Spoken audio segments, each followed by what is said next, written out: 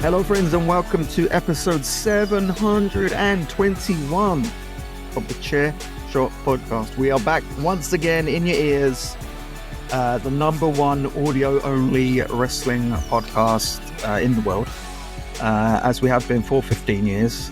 You know, as you do. People may deny it, but they can't deny it. But we will never stop.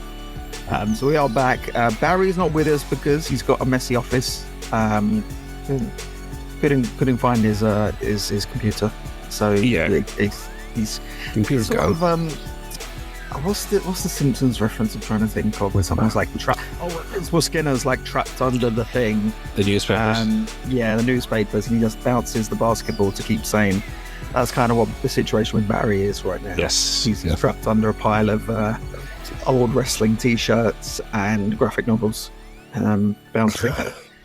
Barry would not have a basketball. He's bouncing something else. But we're here. Paul's here. I'm here. Townie boy. Yes. We're back again to discuss a bit of the wrestling news, a few other bits, movies, TV, video games from the week. So let's jump straight into it, Paul. Any life guff? Any life updates? I was around my mum's today because she had a new oven delivered, which was good. She'd been trying to get that done for a long time, so we're very excited to get a new oven sorted. It came with a spit roast, which was very interesting. It has this like very sexy extension you could put into it if you want to like roast the bitch. I don't think she'll ever use that. I just literally 20 minutes at 180 degrees. That's the only setting. Really no matter what you're cooking, whatever you're cooking, 20 minutes 180, that'll do it. But that was very exciting to get done. How about yourself? Any developments? I bought the Christmas tree this week. Ooh, very nice. So I'd budgeted 50 quid for a mid-tier tree because I've seen some trees on Amazon or in some shops and they're like 100 quid, 140 quid. Yeah. So I do want a tree. How much do I want to spend on a Christmas tree? The tree is just the frame for the decorations. Once it's full of decorations, you don't hardly even see the tree. Mm-hmm. So I budgeted 50. And the Aldi next to me here had two types of trees: the standard green, bog standard green, and those nice trees that come like dusted with snow, kind of whitish green. And so I said, okay, I want to get the white one. And it was like Homer going to meet Mr. T. By the time I had got there, they had no white ones left, only the standard green ones. And so I said, okay, I'll try again the next day. Went back the next day, didn't have any, they only had the green ones. And then I was in Tesco and they had measurements the same, 6 foot tree. That's what I'm in the market for, a 6 foot tree. I don't want it to be too wide because I don't want to take up too much space. We only have a little apartment. They had a 6 foot tree. These are obviously plastic trees I'm looking for. So 6 foot tree going for €20. Oh, that's what you're talking about. Down from 35 if you have the little Tesco club card, which I do have. Yeah. Oh, yeah. So it kind of was a thing of, do you want the snowy effect that bad to pay an extra 30 quid for it? Mm-hmm. I said probably not. So we got the 20 quid tree, which is a lot less than I thought I was going to pay for it. So it'd probably be real crap. So there might yet be a... let's go out buy a proper one and stick this one. I think you can get decent ones for that price. Well, I mean, we'll see. It's not going to be maybe the best, but I think it's pretty decent. You get a few extra ornaments with the money you save. That's kind of the idea, right? You put that money into a nice wreath for the front door, or a nice, I don't know, what can you get these days? Kenny Omega in a little Santa hat or something, a little sticker on the wall or something. I don't know. What I really want to get this year is they've released a series of Quality Street Quality Street Christmas tree ornaments. They look like the sweets. So I've already got those before. Oh, sorry. Now it's ones that look like the tins. So the different like tin designs from across the decades. Oh, that's like nice. A set of 4. I'm like, kind of need that, brother. I didn't take you for a Quality Street obsessive. Now, to be fair, I'm a bit of a Quality Street obsessive because I live at Christmas, right? It's very much a Christmas thing. I associate Quality Street with Christmas more than like Christianity or just, that's like that goes over there. Yeah, or more than like, I don't know, Turkey. I like the quality and streets. The wise men did visit Jesus. One of them had them little green triangle ones. And Jesus went toffee. You hate the green triangles. Oh God. Yeah, I'll eat them if I'm desperate, but yeah. You could trade them for those long caramel stick ones that actually aren't that good. But we got the tree in, and then decorations to follow. Starting to look forward to Christmas. I did also get all my Christmas jumpers out of storage. Oh, nice. So as it starts to get cold, they're ready to go into the rotation. Whip those out, yeah. Very nice. Probably won't wear any of those until December. Just on the safe side. How early is too early? That's the question. I know some people are like, well, as soon as Halloween or Thanksgiving.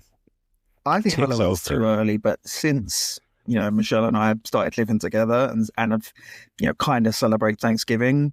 For me, the day after Thanksgiving is now Christmas. That's where we could start, which is usually the 28th of November, which is that's close enough. Close enough anyway. It's not like too far out.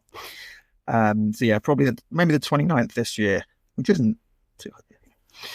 No. Look forward to that. So we get into a bit of wrestling news. We've got quite a bit of stuff going on. What's the biggest story here? Should we start with Wrestle Kingdom?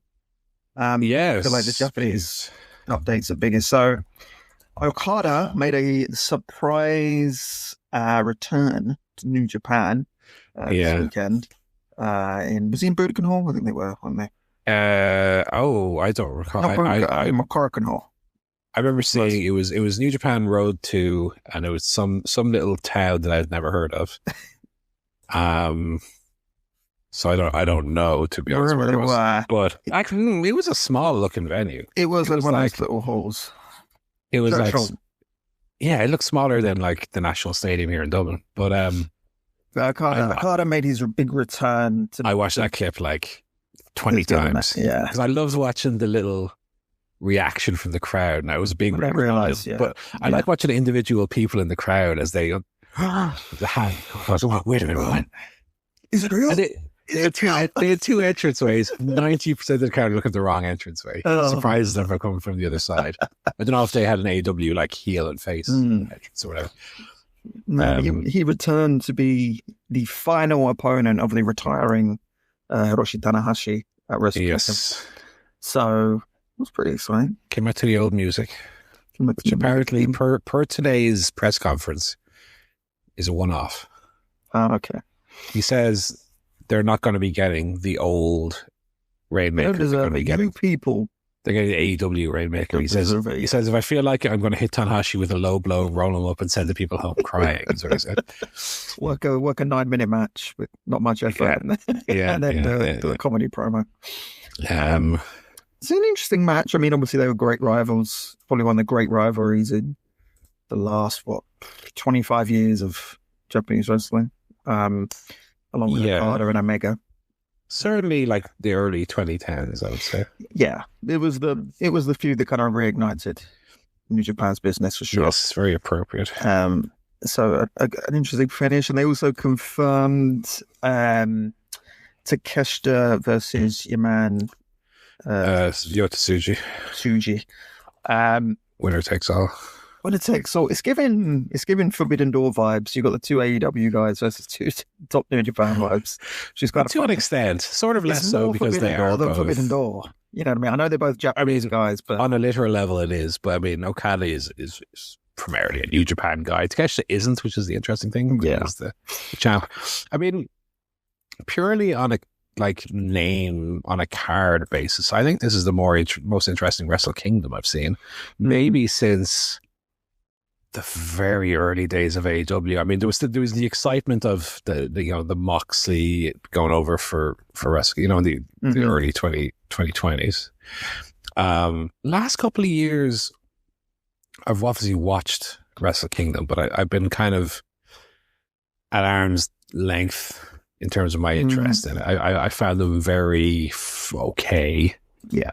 In fact, obviously last year's Wrestle Kingdom with AEW X New Japan Wrestle Dynasty the night after, obviously the match of the weekend, which certainly everybody on this side of Japan was talking about, wasn't even on Wrestle Kingdom. It was on the Wrestle Dynasty show, Omega Gabe Kidd. So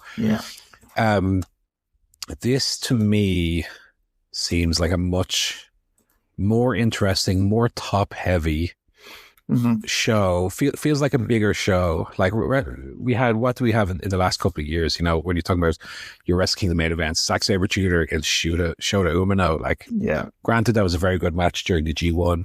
In fact, I preferred the G1 match to the Wrestle Kingdom match, but these feel like big matches. Big matches you get the wallet out, pay the money for because you want to see him. I'll even throw Evil versus Aaron Wolf in there. I know people are not the biggest Evil fans, but I'm very interested to see Aaron Wolf as kind of the next big thing for New Japan. This will be his debut match. He hasn't wrestled yet. This will be his debut match. His big debut. I mean, it's an interesting one. He's going straight in for the Openweight Championship as well. I mean, first match.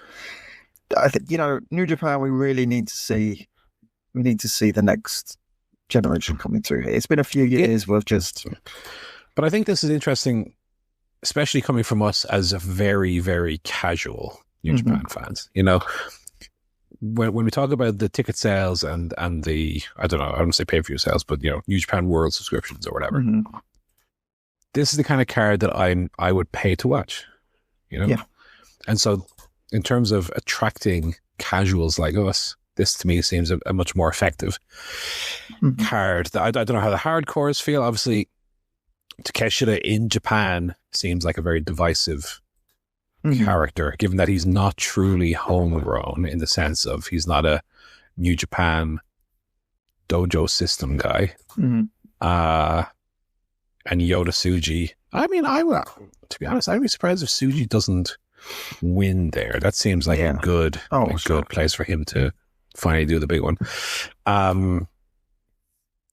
Looking like a decent card so far. I'm very, and of course, Tanahashi against Okada kind of satisfies your WrestleMania-esque kind of, okay, you want to have your really good matches, you want to have your matches that kind of put Tsuji over for the belt. He completes the story at WrestleMania, to use that analogy.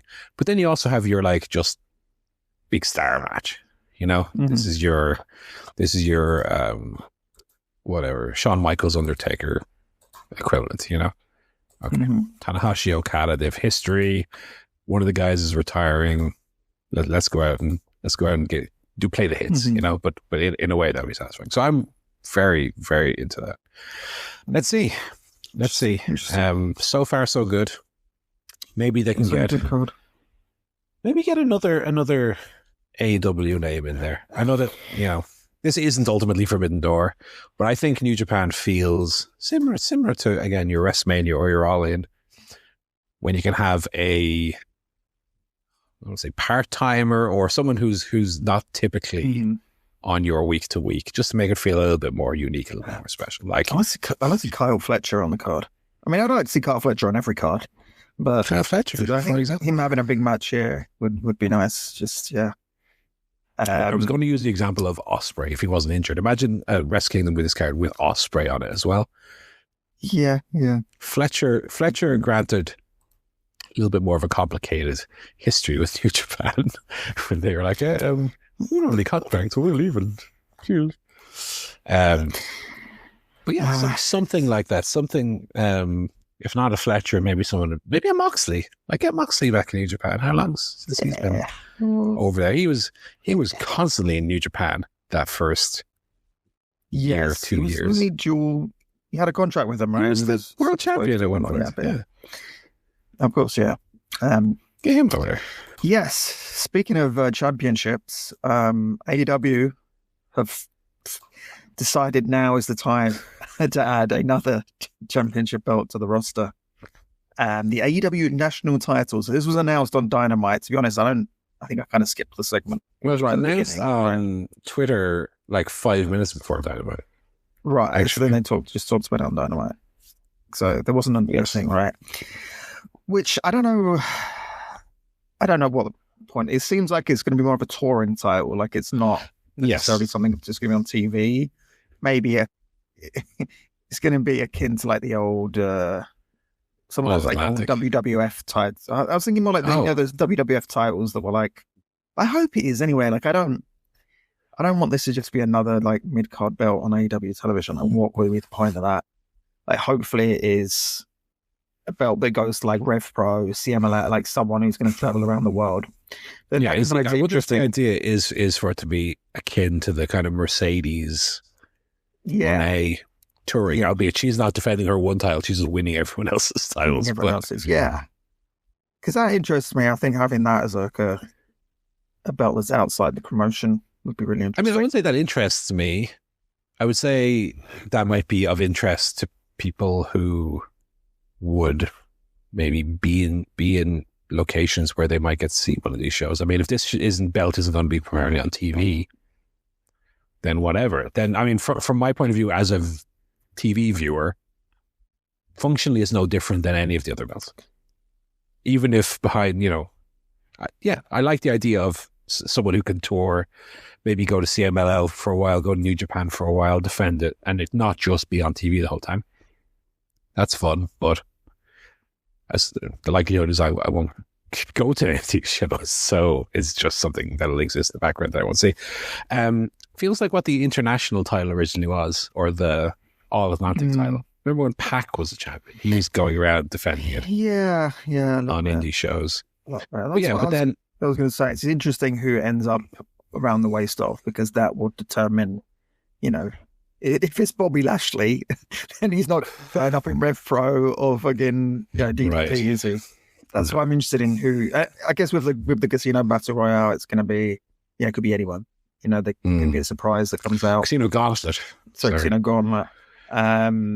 It could be a surprise, someone we're not expecting, or a returning person that's going to be going out and wrestling. I hope it is. I kind of hope it is. Love it to be like a Hook. This should be a good belt for Hook, I think. No. Don't give Hook a belt. He's not earned it. Hook can win it in GCW or something. 7 or 8 years time. Okay. Yeah. Like to him to be. I know what you mean. To go and wrestle in all these places and actually yes, not just. Granted, I don't think a belt should be the incentive for him to go and do that necessarily, but it would be a reason for him to do it. Yeah. When the announcement first came out, I think everybody's reaction was, "Oh, another one, another one." Mm. So it does come back to the old thing of, we barely have enough action on the belts as it is. Yeah. I think Fletcher, this will be an interesting thing to look at, is if you were, and I haven't done this, but someone out there could, or maybe we can do it at some point. Mm-hmm. CageMatch.com, all the AEW titles, what is the average number of defenses for the year across all belts? Can't imagine it's that many. Yeah. Half a dozen. Do you know what I mean? Yeah. Perhaps. Just off the top of my head, I don't think Okada has defended the unified title more than 5 or 6 times. Mm-hmm. Maybe 10 out of stretch. The trios titles, 15 maybe. Tag, maybe a little bit more. Then you have, obviously, Okada holding 3 of the belts, which I wonder why they didn't just split that maybe and have the international title become again the touring one, instead of doing something different. Yeah. Okay, what's the point of Okada holding these 3 belts? Do you know what I mean? Well, no, I felt, because when he was wrestling on Omega, he doesn't defend them though. All In. It felt like, actually, they're treating this like a secondary world title type thing. Granted, yes. But then he's done nothing since then. He's feuding with Takeshita, kind of, yes. Cold War with Takeshita, but he's not actually feuding with anyone. He's not defending the belt.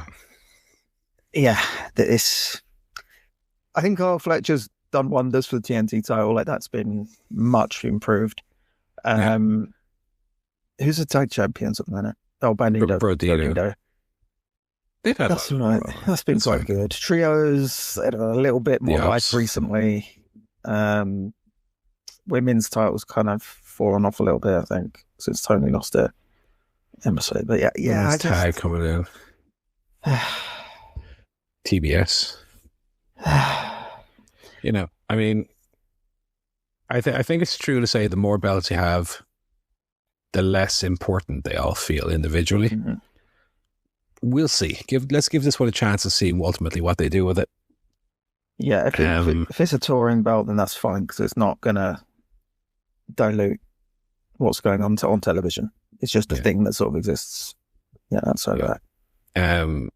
I would be interested to see what they do come C2 with the unified belt. Does it just are the Continental Classic or Continental Championship and the International Championship, are they just retired for all intents and purposes? Is the unified title the belt now? Or I know. Well, that's the thing, because Tony said they won, that they were still separate belts. Well, so the winner of the C2 gets the Continental belt, but do they also not get the Okada keeps the International belt? That's what I'm saying. You've got a national belt and an international belt and a Continental belt. The unified belt presumably then goes away. You've got the TNT belt. You've got the world title. Right. But I mean, Okada hasn't defended one of the belts so far. Every title defense has been for the unified championship. Yeah, what does that mean for them? I don't know. Yeah, we'll see. I'm interested to see how this belt looks. And then the other part of the story is NWA and many of their wrestlers saying, we actually still have that belt you were talking about, the old national title that was held by Nikita Koloff. Nikita Koloff. We actually still have that. It's held by Mike Mondo. The Hard Races. Formerly of the Spirit Squad. And some people were feeling very, very attacked over AEW kind of grabbing that legacy to an extent, which I can kind of understand. Granted, and I know I use the word granted a lot, so I'll try to not do that anymore.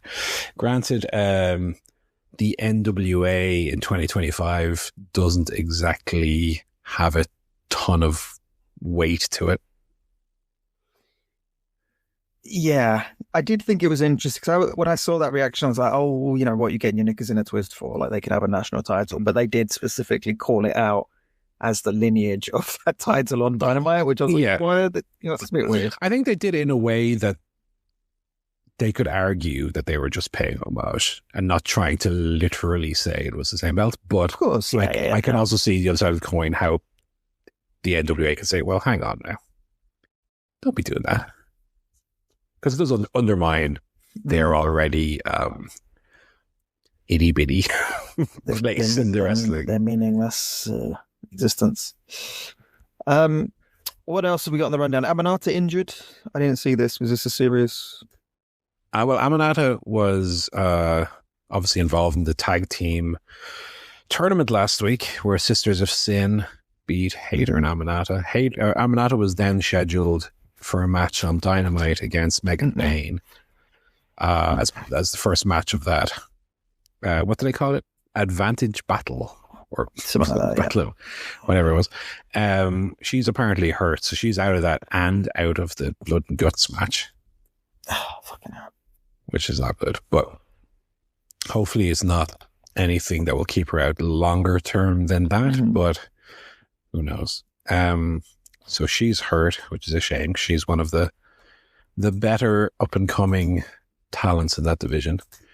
And yeah, it kind of sucks because I was looking forward to seeing her kind of go wild in the Blood and Guts match. I think in terms of what you and I like about that match type, she can very, very much provide. As somebody likes to lay it in a little bit. That makes the stuff look nice and snug. And instead we get Mina, who will be filling in the Blood and Guts match. Mina Shirakawa, who I like Mina, but Mina isn't exactly going into war games to beat the shit out of. It's not Arn Anderson. You know, that's what I'm kind of getting at. Yes. I like. She'll do it a little bit. I mean, that's Tully Blanchard and Aaron Anderson. They won't be rolling in their graves, obviously. They might just rotate slightly in their chairs. When Mina comes out. Avoid the bed Mina comes out. Yeah. Mina comes out doing her dance as she's about to go into War Games. Right. Yeah. So that's the story with Queen Aminata, unfortunately. Okay. And then the other big story I want to touch on is the this latest humdrum, this latest hullabaloo coming out of Collision last night with Nixon Newell. Yeah. The other one, Miranda. I keep thinking it's Miranda Blaze, but it's Miranda something. Hang on. It begins with an A, I think, doesn't it? It's Nixon Newell. And I'm not trying to come off here. Miranda Elise. I'm not trying to go, and that other woman whose name I don't even know. And that's not the point here. So these debuted on Collision 2 weeks ago. Miranda Elise and Nixon Newell in a backstage with Ty J. Mm-hmm. They then had a match last week against Megan Bain and Maria Shafir, which was won by Megan Bain and Maria Shafir. And then this week, the word is that Nixon Newell and Miranda Elise, not Miranda Blaze, that's not her name, they were scheduled for a match with Ty J, which was scheduled to run 3 minutes in and out. And they were going to lose in 3 minutes. Yep. And the word is that they decided that losing in 3 minutes on TV would not be conducive to their brand. And so they hit Tony with that doesn't work for That doesn't work brother. for me. Boyo. Well. I'll try my Welsh accent. Boy and egg.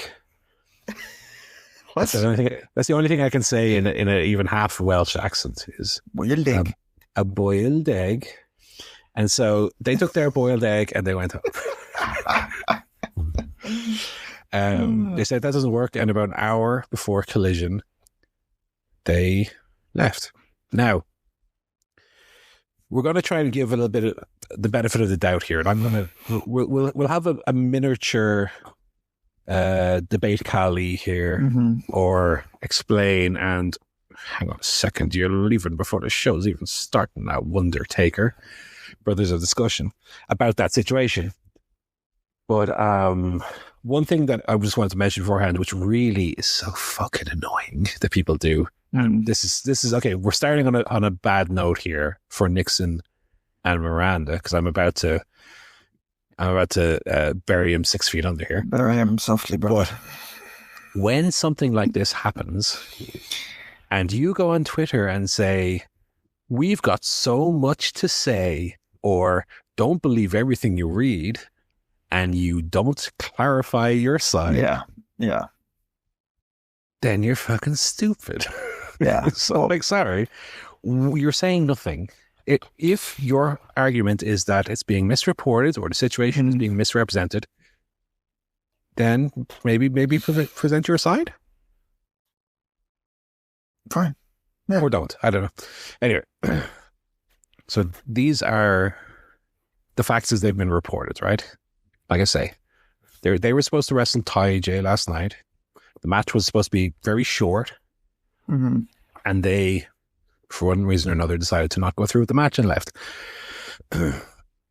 So to discuss this a little bit, what I've been trying to wrap my head around is, first of all, to not be in the mindset of AEW is always right, and these people who go against it are always wrong. But I've been really trying hard, and I've been struggling to come up with anything. And maybe this is where you can help me out. Is there a way, or is there a reality with all of these things that happened, where them leaving was the right thing for them to do, or that will benefit them in any way in the long term? Well, the way I look at it, I think they're perfectly entitled to say, Because, if you're going in to do a 3-minute loss, okay, that's not good, right? Yeah, that obviously positions you as like, okay, you're not even on the totem pole. You're a geek. You're a geek. You're not high up the totem pole. You're not even near the totem pole. You're enhancement talent, essentially. Yeah, that's, and if they say, okay, we think we're better than that, that's fine. I think the problem is you look at the landscape of wrestling and you look at these two and you say, well, what is the basis for that? You know what I mean? Like, why do they, okay, you can say no, but they're not the Road Warriors. They're not coming in off of fucking NWA, like, tag title. Right. And, like, I don't even know what they were doing before they were in AW. Nixon Newell was just, she'd been released ages ago, right? She was just working indies or not doing too much. Nixon Newell had, and again, we're trying to be as fair as we can here. Nixon Newell hadn't exactly been a big name in WWE. That's what I'm saying. She wasn't, right? Neither of them were like, they're not stars, right? Neither of these people are stars. They're not coming off of some big run in WWE to say, oh, I shouldn't be winning.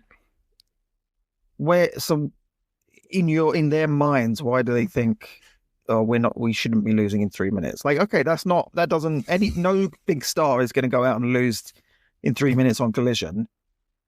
But in what way are you a big star?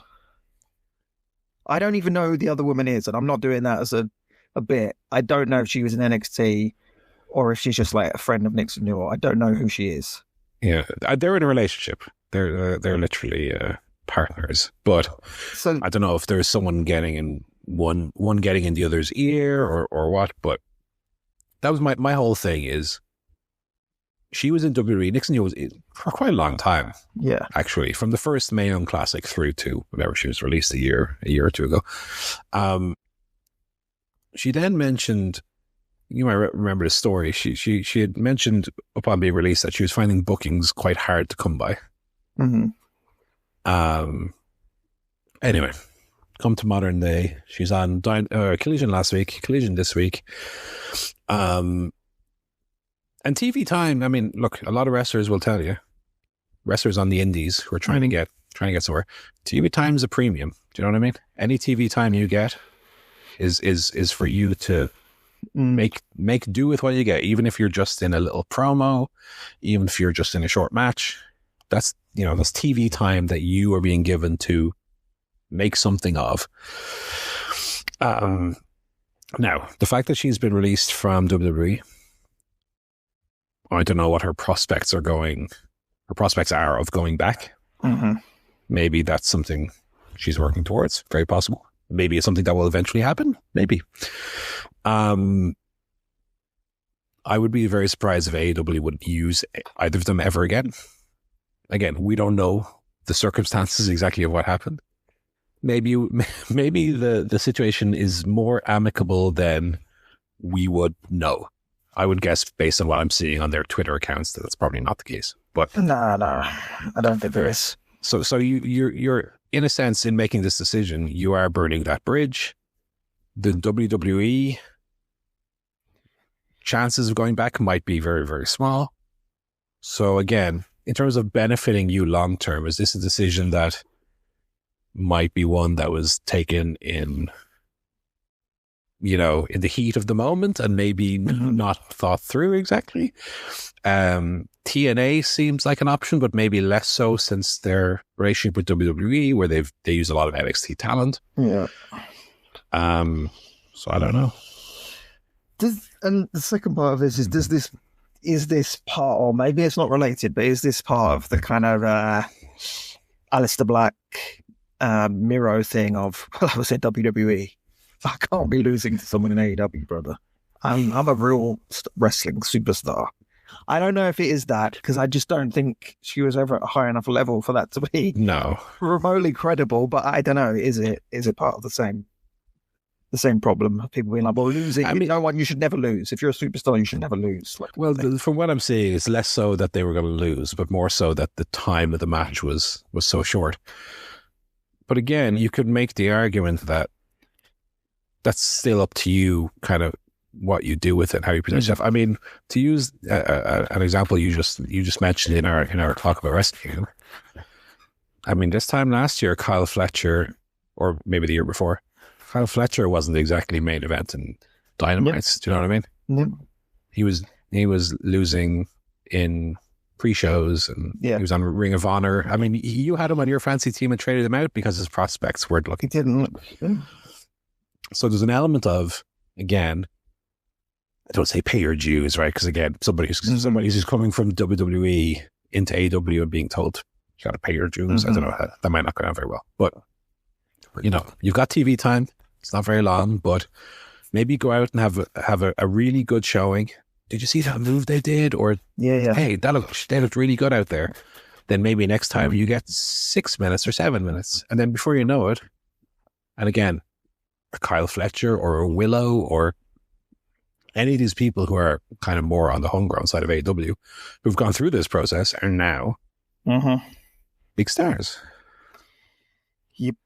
So I don't know whether it was their expectations or what the situation was, but again, if they had maybe stated something on the record to what their point of view on the story was, instead of just saying, we have so much to say and we'll retweet people who are saying, you guys should be winning. You guys should be the champions.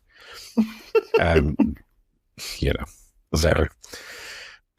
Where do those people come from, by the way? Who are these people on social media? I would die for Dixon Newell and Miranda Elise, or whatever. I know we've mentioned it several times. I still can't remember her name. This is going back. We had an episode like CSP 105 at Kurt Hawkins Lover 124 or something. This is a tale as old as time. There's always been a couple of wrestling fans who are like, I'm going to be different from everyone. This is my guy, or this is my girl that I'm going to hitch my wagon to and say. Or you also have there was one story last week. We don't cover these kind of stories, but there was the one fan who had like gone after one of the WWE wrestlers on like Twitter. Oh, fuck you! You never noticed me, you cunt. Da, da, da, da, da. And that kind of went viral so much. So, I mean, obviously there are fans who are obsessives, regardless of the level, because they think, parasocially that maybe they're friends. This is my friend, Dixon Newell. She liked my tweet once. Anyway, I don't want to get onto Twitter fans, but just for these two ladies, I don't think we'll be seeing them again. Certainly in AEW.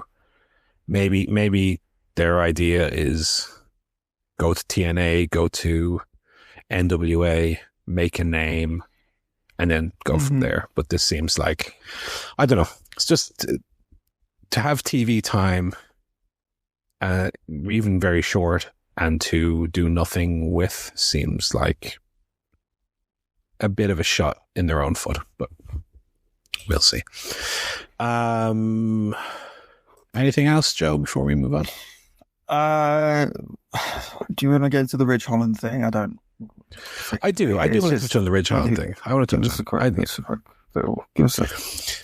So Ridge Holland is and no, we don't cover WWE here, but I did want to touch on this because I think it was an interesting story about kind of, first of all, the status of wrestlers as they are released or fired, plus kind of the GoFundMe culture, I guess, that we have, and reactions to that. So Ridge Holland is a former WWE wrestler, best known or infamous, I guess, for the Big E injury of a few years ago.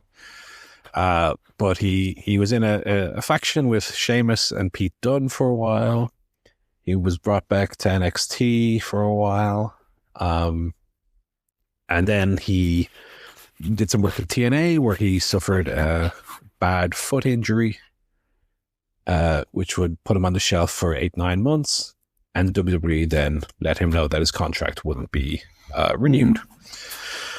At which point he mentioned that financially that was going to be very difficult for him and his family. He had a mortgage on a house, 3 kids, I think. And that WWE had, in telling him that he was, not going to be renewed. I think his contract is up already, or up in November sometime.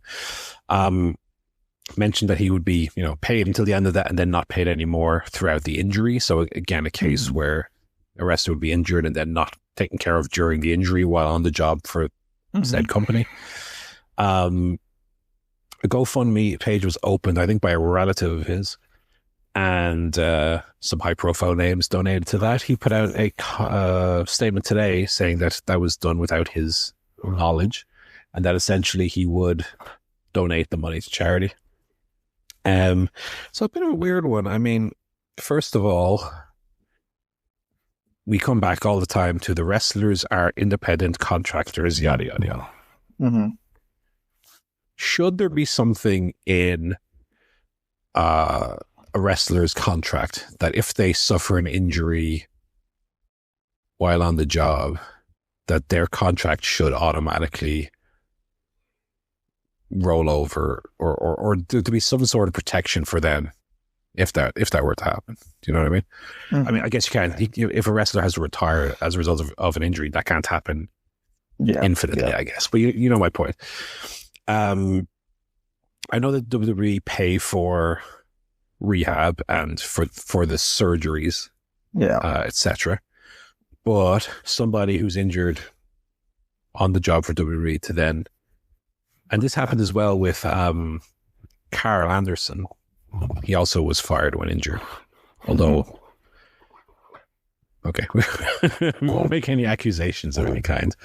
But that's what happened. So I was just thinking about this situation, about whether there's any responsibility on WWE as a company who's reporting their highest profits of all time to maybe do something to take care of wrestlers who are hurt on their watch. I know that TKO, having been a UFC fan throughout the 2010s, I know the UFC were always sort of a kind of, what can you do for me now? If you can't do anything for me now, there's the door, hit the brakes. TKO gives me that same kind of vibe. So I feel like probably they were planning to cut him anyway. He got injured. Sorry, mate. Too bad. Mario Sunshine, too bad scream. Which is obviously horrible for I mean, taking the whole wrestling thing out of here. A man with a family finds himself in this situation, right? I know that WWE do like financial classes for their wrestlers, right? Save your money, But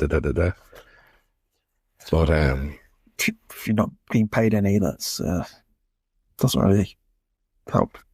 The other thing is he was on a WWE contract that was then downgraded back to an NXT contract, so he had like a 55% pay cut already prior to being released.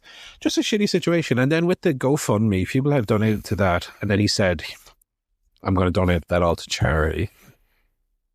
So, I mean, okay, number one, Bob in the street, who also has a family and loses his job, doesn't necessarily have a GoFundMe with celebrities donating thousands of dollars to. Do you know what I mean? No, but people do those, especially in America. It's not uncommon for people like to beg for money basically through these things. I think the whole situation, we know TKO are going to treat people like shit, obviously, and they should. We didn't want that, but they're going to. And what can you do? We've discussed this before with regard to like Andrade and with Samantha Irvin and these situations where people are under contract but they can't do what they want. It's completely unfair because if WWE wants to release you during an injury, they will. If they want to keep you and add all that injury time to your contract, they will, which is completely conflicting and hypocritical, but they do whatever they want. And we said people will keep signing these contracts that allow WWE complete leverage over your life, over your career.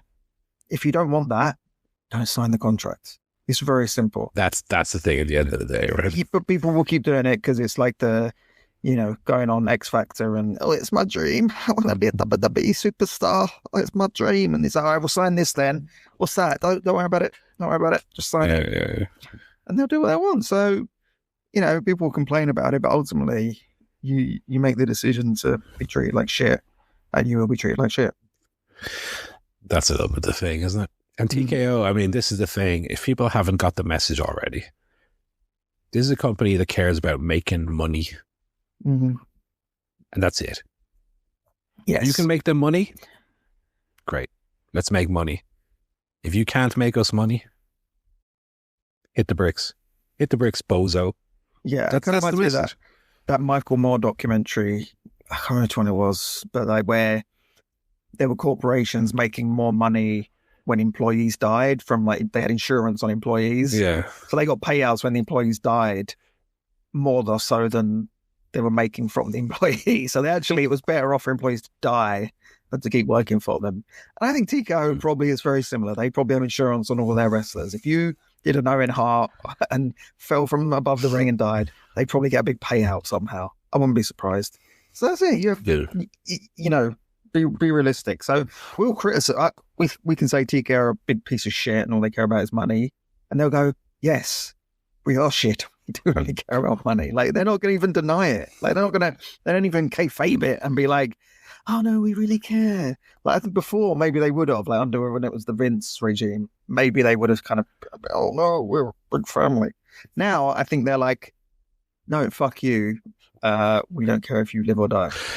That's the thing with the Vince thing. Like, we're not going to be revisionist and say, "Oh, Saint Vince." A lot of people Saint Vince. A lot of that though. Like, oh, if he came out on, say what you want about Vince McMahon, but no. But to your point, I think there's a better chance in the old company that if he was hurt, that there probably would have a bit of yeah, we'll take care of you. Again, TKO, why would they do that? Why financially would they do that? That's stupid. We're not doing it. Yeah, they do not care. So, again, the message we'll send out is, as you said very succinctly, if you are signing that deal, that is on you. That is on you, brother. And again, if you catch on like wildfire and you make a shit ton of money, great. Fantastic. Yeah. If you are not doing that, even I would honestly, if I was in WWE, if I was a mid-card act who had been there a long time, I'm talking Miz or Sheamus, I'm amazed they're still there because I'm sure they're on deals more lucrative than maybe their place in the card. And TKO is a company that will go, why are we paying this guy this much money when we can haul up Javon Evans for half the money to do the exact same thing? Yeah. You know, so if I was those guys, I would be looking over my shoulder. Right. I think that's really the wrestling news. One thing I want to know is that Will Ospreay announced that Pro Wrestling Eve are going to be running their biggest show ever in Wrestle Queendom. Wrestle Queendom 8. And it's actually at the Indigo, which is at the O2 Arena. It's like a small venue within the facility that's about, as far as I can tell, they typically do like concerts. I haven't been there, but they do like comedy shows or concerts. Right. I don't think it's ever used for like a wrestling or that kind of event. So I'm not too sure what the capacity will be. They could be up to sort of 2,000, which would be really interesting. But I think I'm going to try and get tickets to that because that looks it's down the road. And also I think it'll be an interesting show. Can see a few AEW women on there. Stylander's the champion, right? She's the international champion, yeah. And Nyla Rose was the world champion until this weekend. She just lost it to a local talent. Yeah, that could be an interesting show. Jamie Hayter's going to be returning for them in December, which will be nice. Cool. So yeah, exciting stuff. Yeah, taking me back to Shimmer days. I was a big Shimmer fan back in the day, but unfortunately, I don't think we ever did any Shimmer coverage of this. I did. I reviewed a few of the shows. Oh, did you? Yeah. Early days. Yeah, look forward to that. But anyway, I think that's a long time since I've gone to a local. Yeah, there's not 10 days. 10 days is gone. Not much. Unless I want to see what's it called? Big Damo against Carlito. Oh baby, where do I sign up to have oil poured into my eyes to avoid having to see that one? Thank you. Speaking of fantasy updates, let's move on swiftly because we've done an hour. Segue. We've done an hour on news, so which is a bit longer than we normally go. It's the longest news segment we've ever had.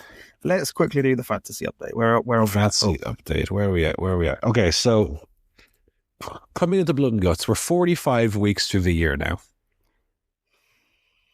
So upcoming we'll have 46, 47, 48, 9, 50, 51, 52. Yeah, so here's an interesting tidbit for you. 31st of December of this year is a Wednesday. So the Dynamite on December 31st will count. Ooh, so World's End. Technically. The World's End. World's End will not be the final show of the year. Interesting. So we will go to Wednesday, 31st of December. That will count. So we do have, as I said, 7.5 weeks left, including the C2 and all of that. Joe, given that we have 7.5 weeks left, and Barry, if you're listening, with one trade remaining, I know we've said a lot here, that there doesn't seem to be a lot of value. And I guess that's where the C2 will come in, right? If somebody's in the C2, you're kind of guaranteed matches at least for those weeks.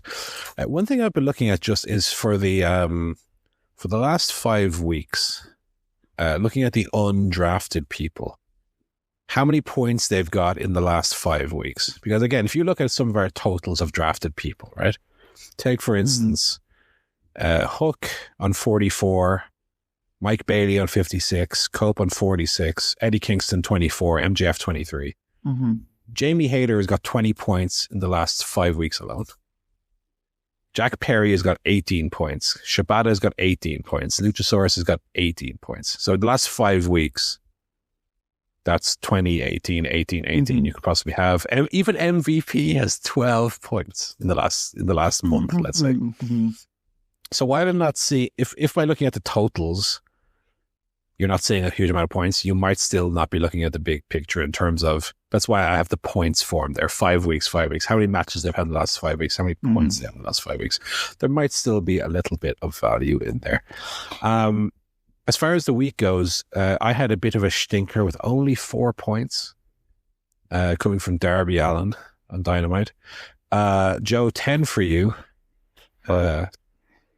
But still a lot of zeros. 10 from 7 matches, not great.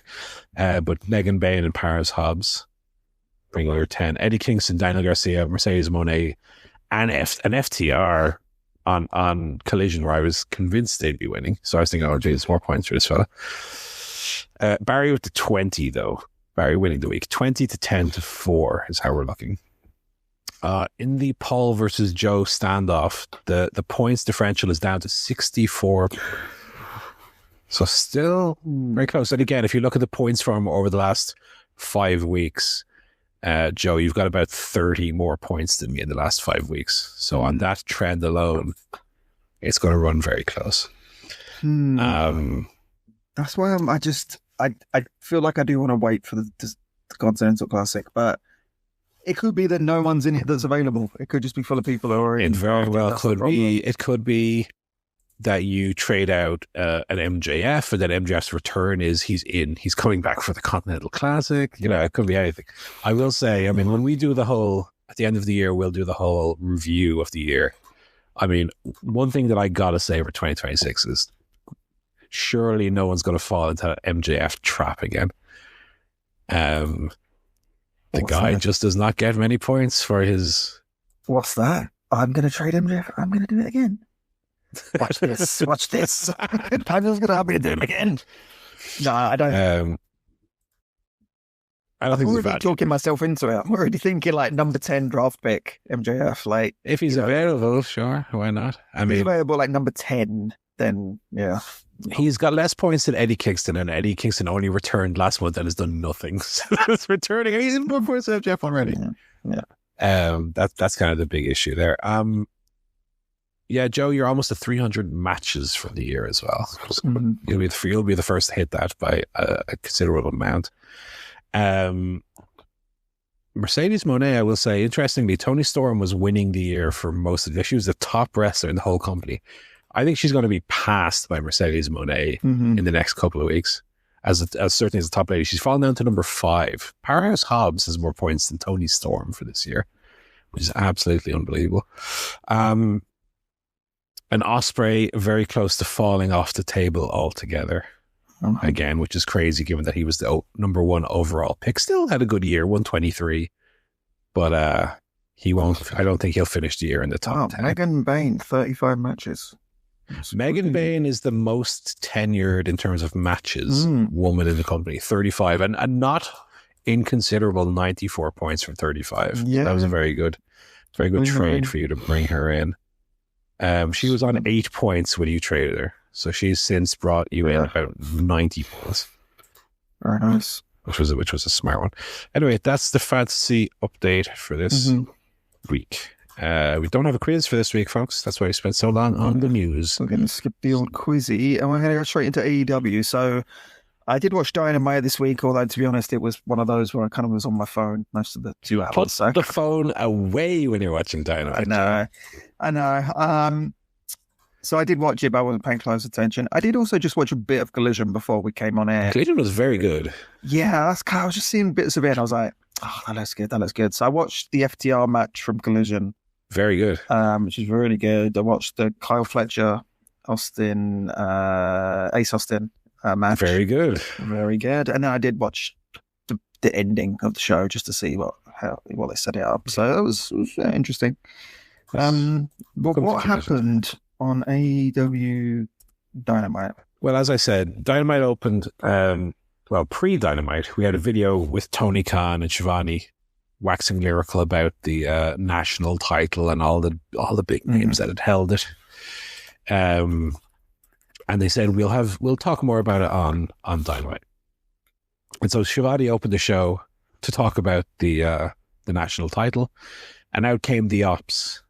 Samoa Joe still smarting from the whole Hangman Page dressed as Shivani from the previous week, which of course they showed us. He was very, very upset, and he said, "You are in on it, Shivani. You are trying to fuck me." And so they were going to beat Shivani's ass. Hangman Page come out to the ring to help. He of course got beat down. Eddie Kingston and Hook ran out. Eddie Kingston swinging a big crutch.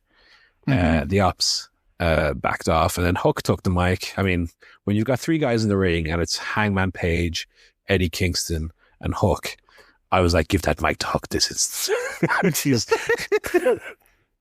I'm gagging for a Hook promo. To be fair, Hook's promo was fine. It was fine. Yeah. Like, unless they're doing something here with Hook. I don't know what it is. Unless there's something with Hook where he's like, I don't know, he's going to turn on Eddie Kingston or something. Unless there's something happening.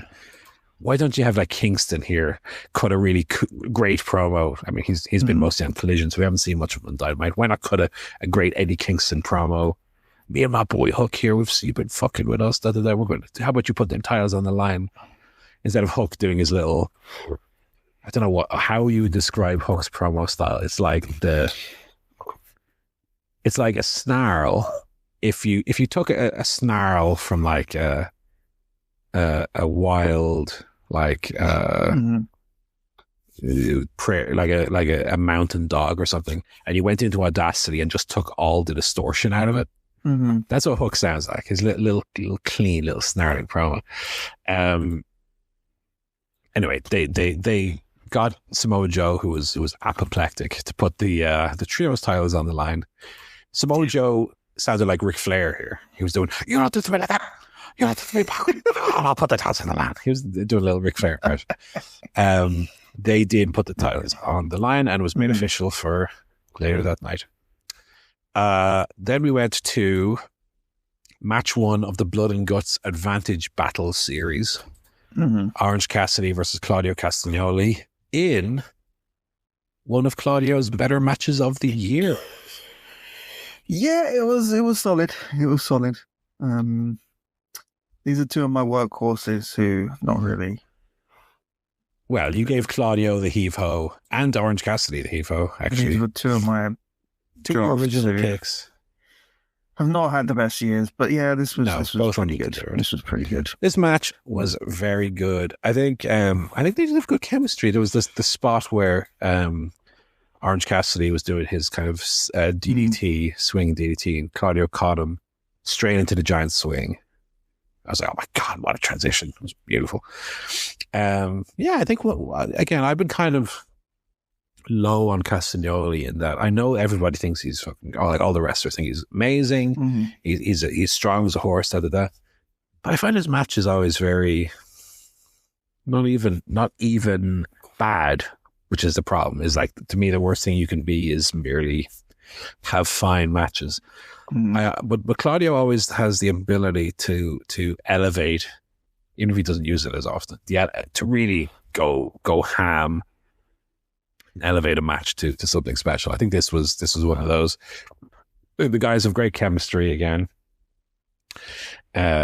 Castagnoli caught him in the pop-up uppercut for the win. Some really good uppercuts as well. Claudio was walloping this fella. Claudio went for the pop-up uppercut. Cassidy caught him with the orange punch midair. And then when he went for another move, Castagnoli connected again with the pop-up uppercut for the win, which gave the Death Riders the 1-0 advantage. Okay, time for the old pat on the back segment. Here we go. Ooh, he's patting himself on the back. Ooh, get all the back in there. Get all the coverage out the back. Listeners, if you cast your mind back to episode 719 of the ChairShot Podcast. Again, Barry was absent. It was only Paul and Joe show. We're talking about this Mark Briscoe, Kyle Fletcher feud. And I said, I think what they're going to do is they're going to do a stipulation where if Mark Briscoe loses, he has to join the Don Callis family.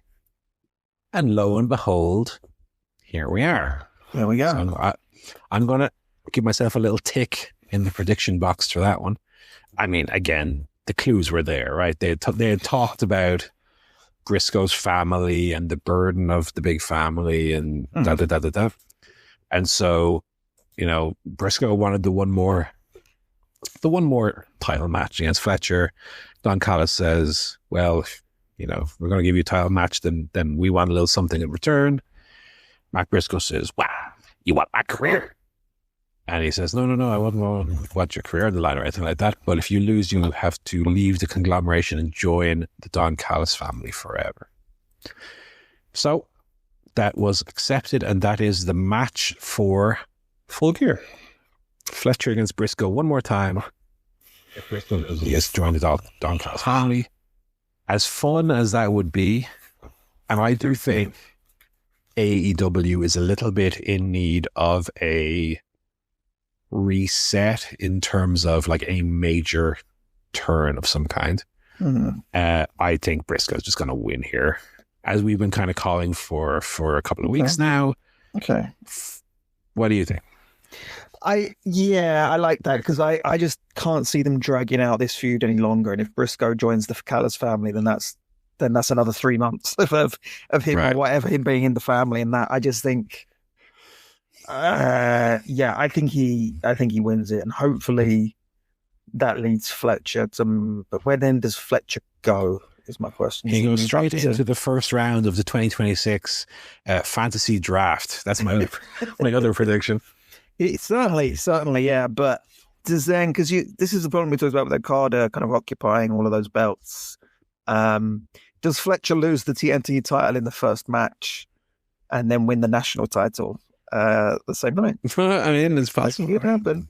But then where does he go? Or does he go into the C2? Because you've already got Takeshita and Okada. I think you have him in the C2. I think he'll be in there. But then what? How does that work? You got 3 members of the Callis family, or kind of 3 heels. I don't quite get the dynamic of how that would work. Or you have him just in a feud with, I don't know who's a returning Swerve babyface or something. Yeah. It doesn't necessarily need to be world title or title involvements for a feud to be higher in the card than the TNT title. I guess so, but I do feel that should be the direction. He drops this lower belt and moves on to. Oh, I think he is now of that level. Maybe it's you do Okada Takeshita, and then maybe Fletcher picks up with Takeshita. Maybe to like avenge or Okada. Takeshita defeats Okada to win the Continental belt or Unified belt, whatever he gets, and then Fletcher's like, right, Don, I'm gonna get your belt back, Don. I'm going to give you that belt, you can. I think there's a lot of juice in a Fletcher face turn as well. Certainly, but I don't see that. No, right away. Not for the next several months, I would say. Right, and I think this is interesting in terms of what we're talking about for like what's next for Fletcher. Like I said, I think AEW right now, it's not that it's stagnant, but I think it needs a major turn of some kind. Someone who's like a standard babyface heel turn, or someone who's a big heel turn face. I think sometimes when you have that happening too often, obviously it's not good. But it feels like a long time since AEW has had a major shift like that. Yeah. Do you know what I mean? Yeah. I think that can freshen up the lay of the land somewhat in terms of top level feuds for people like Okada Fletcher. It's been quite heel heavy with Swerve and Ospreay being out. So a big heel to face turn. I mean, we'll get Takeshita hopefully. Takeshita seems very obvious, of course. The obvious one. Maybe someone else as well. Interesting. Sure, it'll be a great match. Where do we go from there? We got confirmation of $1 million trios match. God. Tony, can I be in some of these money matches, please, brother? Let's make this, let's make this a 900,000 and give me 100,000. $100,000. Or 50 for me and 50 for Joe. How about that? Yeah, so this is Kenny Omega and the Jurassic Express versus Josh Alexander, the Young Bucks, which is also kind of part of the Young Bucks joining the Callis family storyline. Potential storyline, which also is why it's interesting they've got a Mark Briscoe joining them. Everyone at some point is going to be in won't they join the Callis family? They'll just stop using the AEW branding altogether. It'll just be the Don Callis family wrestling. All Callis wrestling. It'll be Full House in like a sitcom with it'll go wah, wah, wah, wah, and Don Callis going, "Hey, I'm a funny guy," starring Okada. Oh, I pressed the wrong button. I'm so sorry. Starring Kyle Fletcher. All bloody out. Yeah, so this segment was an interview with the Bucks, and then just turned into Callis trying to recruit them, brought out Okada to try and convince them. Yes, I don't know what the relationship between Okada and Bucks is supposed to be, because we had the confusing dynamic with Jack Perry and the Bucks, where he hates the Bucks for some reason, even though we never really saw that kind of happened off screen. Does Okada have a problem with the Bucks, or was it just like... No, he wants them to join the... Yeah, he just took the money from Callis. He was like, I don't care about you, I'm just going to join the Callis family. He was in the group with Young Bucks and Jack Perry, right? They were the elite. Yeah. And then he joined the Don Callis family during the Omega feud. Yeah. Yeah, I mean, I think, that, again, this will lead to a Young Bucks face turn, I think is where we're going. How that will go down, I'm not sure, but I do feel like it's been about enough time. I think we're a little tired of the heel Young Bucks. Maybe it is time for a babyface run for the Young Bucks. I think that'll probably go over pretty well, but then we were also ready for the Acclaimed split, and that didn't work out so well. So that's it. Okada said, "Take your time, or don't take too much time." Sorry. Babes of Wrath. The Babes of Wrath, which is a great name, by the way. Great name. Steinbeck reference. Very fun. Against the two-woman power trip, Athena and Mercedes Moné. Some upset for Willow and Holland. Second upset of the tournament. The Cinderella team here in this women's tag team tournament. They got the win. Was some interference towards the end. Billy Starks came out. Statlander came out to run off Monet, allowing them to get the pin on Athena. So they will go on to face the spooky Sisters of Sin in the semi-final, where I assume they will win. I feel like they're going to go all the way. That's my prediction.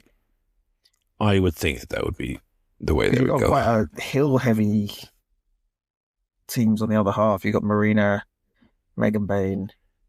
Well, you got Marina, Megan Bain against. You have two babyface teams essentially. You have Rio and Windsor. Yes, against Tony and Mina. Oh, of course, yeah, Tony wins. So and you have Megan Bain and Shafir against Tay or Ty J.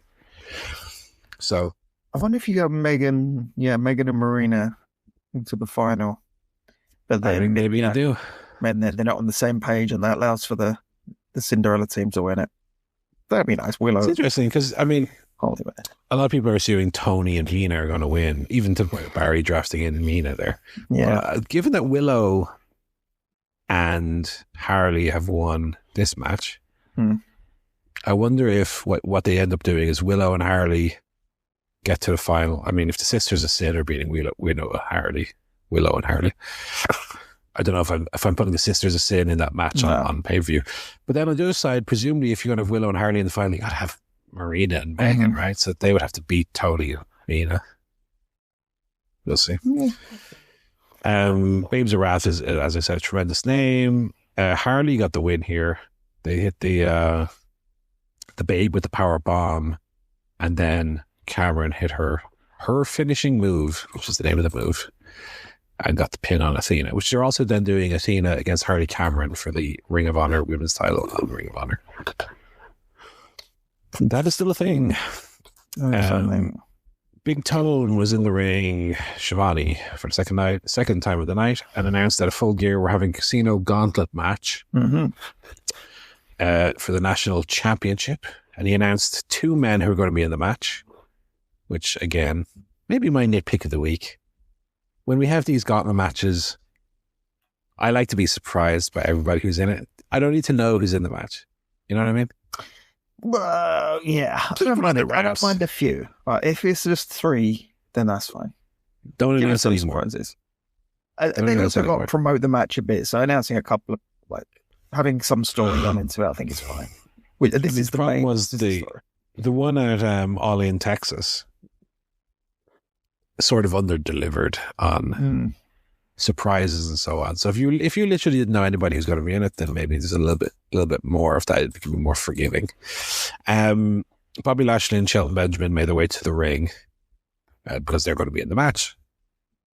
And out came the demand, and Ricochet. Ricochet is also going to be in the match. Ricochet, very funny here. Fair. He was good. He's good for me.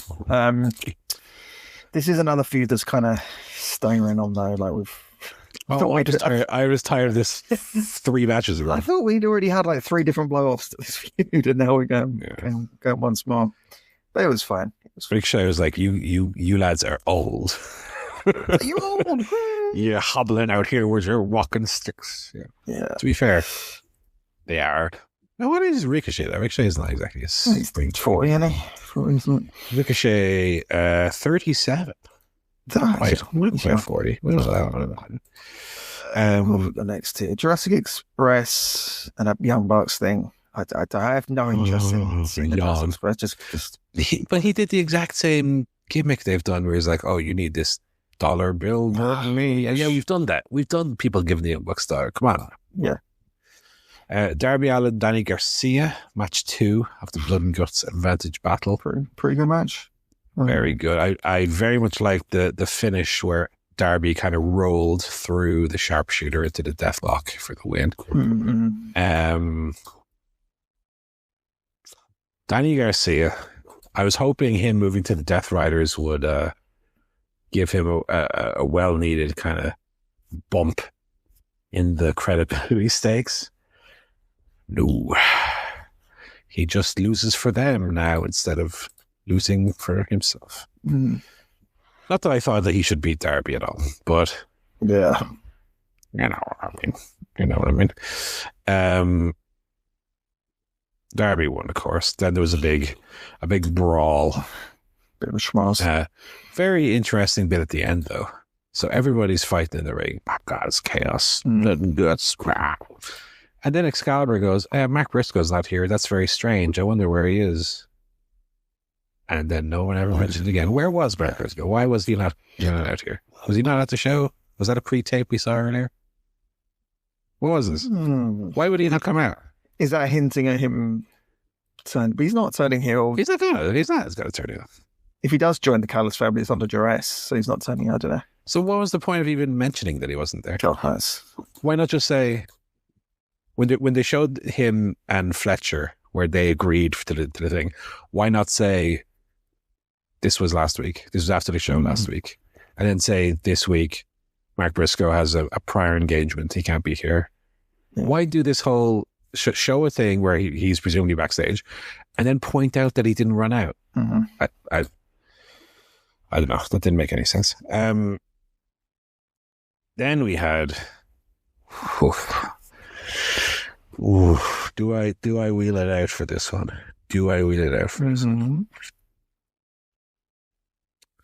We'll hear from FTR. Sorry, let me just mull this one over for a second. I'm trying to think if there's anything that would preclude this from getting this very rarely given award. No. This was a perfect segment. Oh, this was a perfect segment. Oh, this had everything that I like in professional wrestling, talky segments. Mm-hmm. So FTR came out, and Cash Wheeler was saying, you know, we were robbed out of the tag titles in London for Forbidden Door, but we're men. We got a bone to pick with Brodito, so we're men. So we're going to call them out, and we're going to hash it out as men face to face. So get out here, Brodito. Their music plays and they're nowhere to be found. We go backstage and Renee is there with Stokely next to a presumably locked door. Brodito are banging on the door. They can't get out. My God. So obviously the heels have prearranged this so that they will look tough and call out wrestlers who can't come out. Then they notice that Bandito's abuela is in the crowd. Abuelita. So they go over to her, and Dax says, you know, he's trying to use a little bit of Spanish. His Spanish isn't great. He says, "How old are you?" And she starts talking. He said, "Yeah, you know, if I was guessing." So I do like his gimmick where he asks them a question before they answer. He goes, "Well, you know, let me tell you what I think." Yeah. This is funny. He said she looks old. He says, when you're talking about Day of the Dead, baby, you take the cake. Would you look at you? You're decrepit. You're an ancient old woman. She asks, how proud are you of Bandito? Again, he pulls the microphone away. He says, you know, if you're a good girl now, maybe we'll let you be our abuela. Como se dice abuela? And then he says, give old Daxie a little kiss. He's trying to kiss the abuela. She gives him, my God, what a worker this abuela is. The safest worked slap, maybe in the history of wrestling. I mean, if Dax Harwood had a fly on his cheek, the fly would have been unharmed. He also wasn't a good angle because he was sort of in between the camera and her. Yes. He didn't get a good shot of the slap. It was a bit underwhelming, but it was. That's fine. It's a little old lady. She's not going to exactly hit him with a shoot. Right. You know? She should have laid it in a little bit. Anyway, then Gravity gets pulled in. They're all brawling. Stokely backstage on the phone. The arm punches through the door, knocks Stokely's hat off, which is my favorite bit of the whole segment. Because if he was standing 10 centimeters further forward, he would have just been punched in the face. Brody's hand comes through, knocks his hat off, grabs him. Stokely's acting here. Oh my God. Is it too late for the Emmy nominations?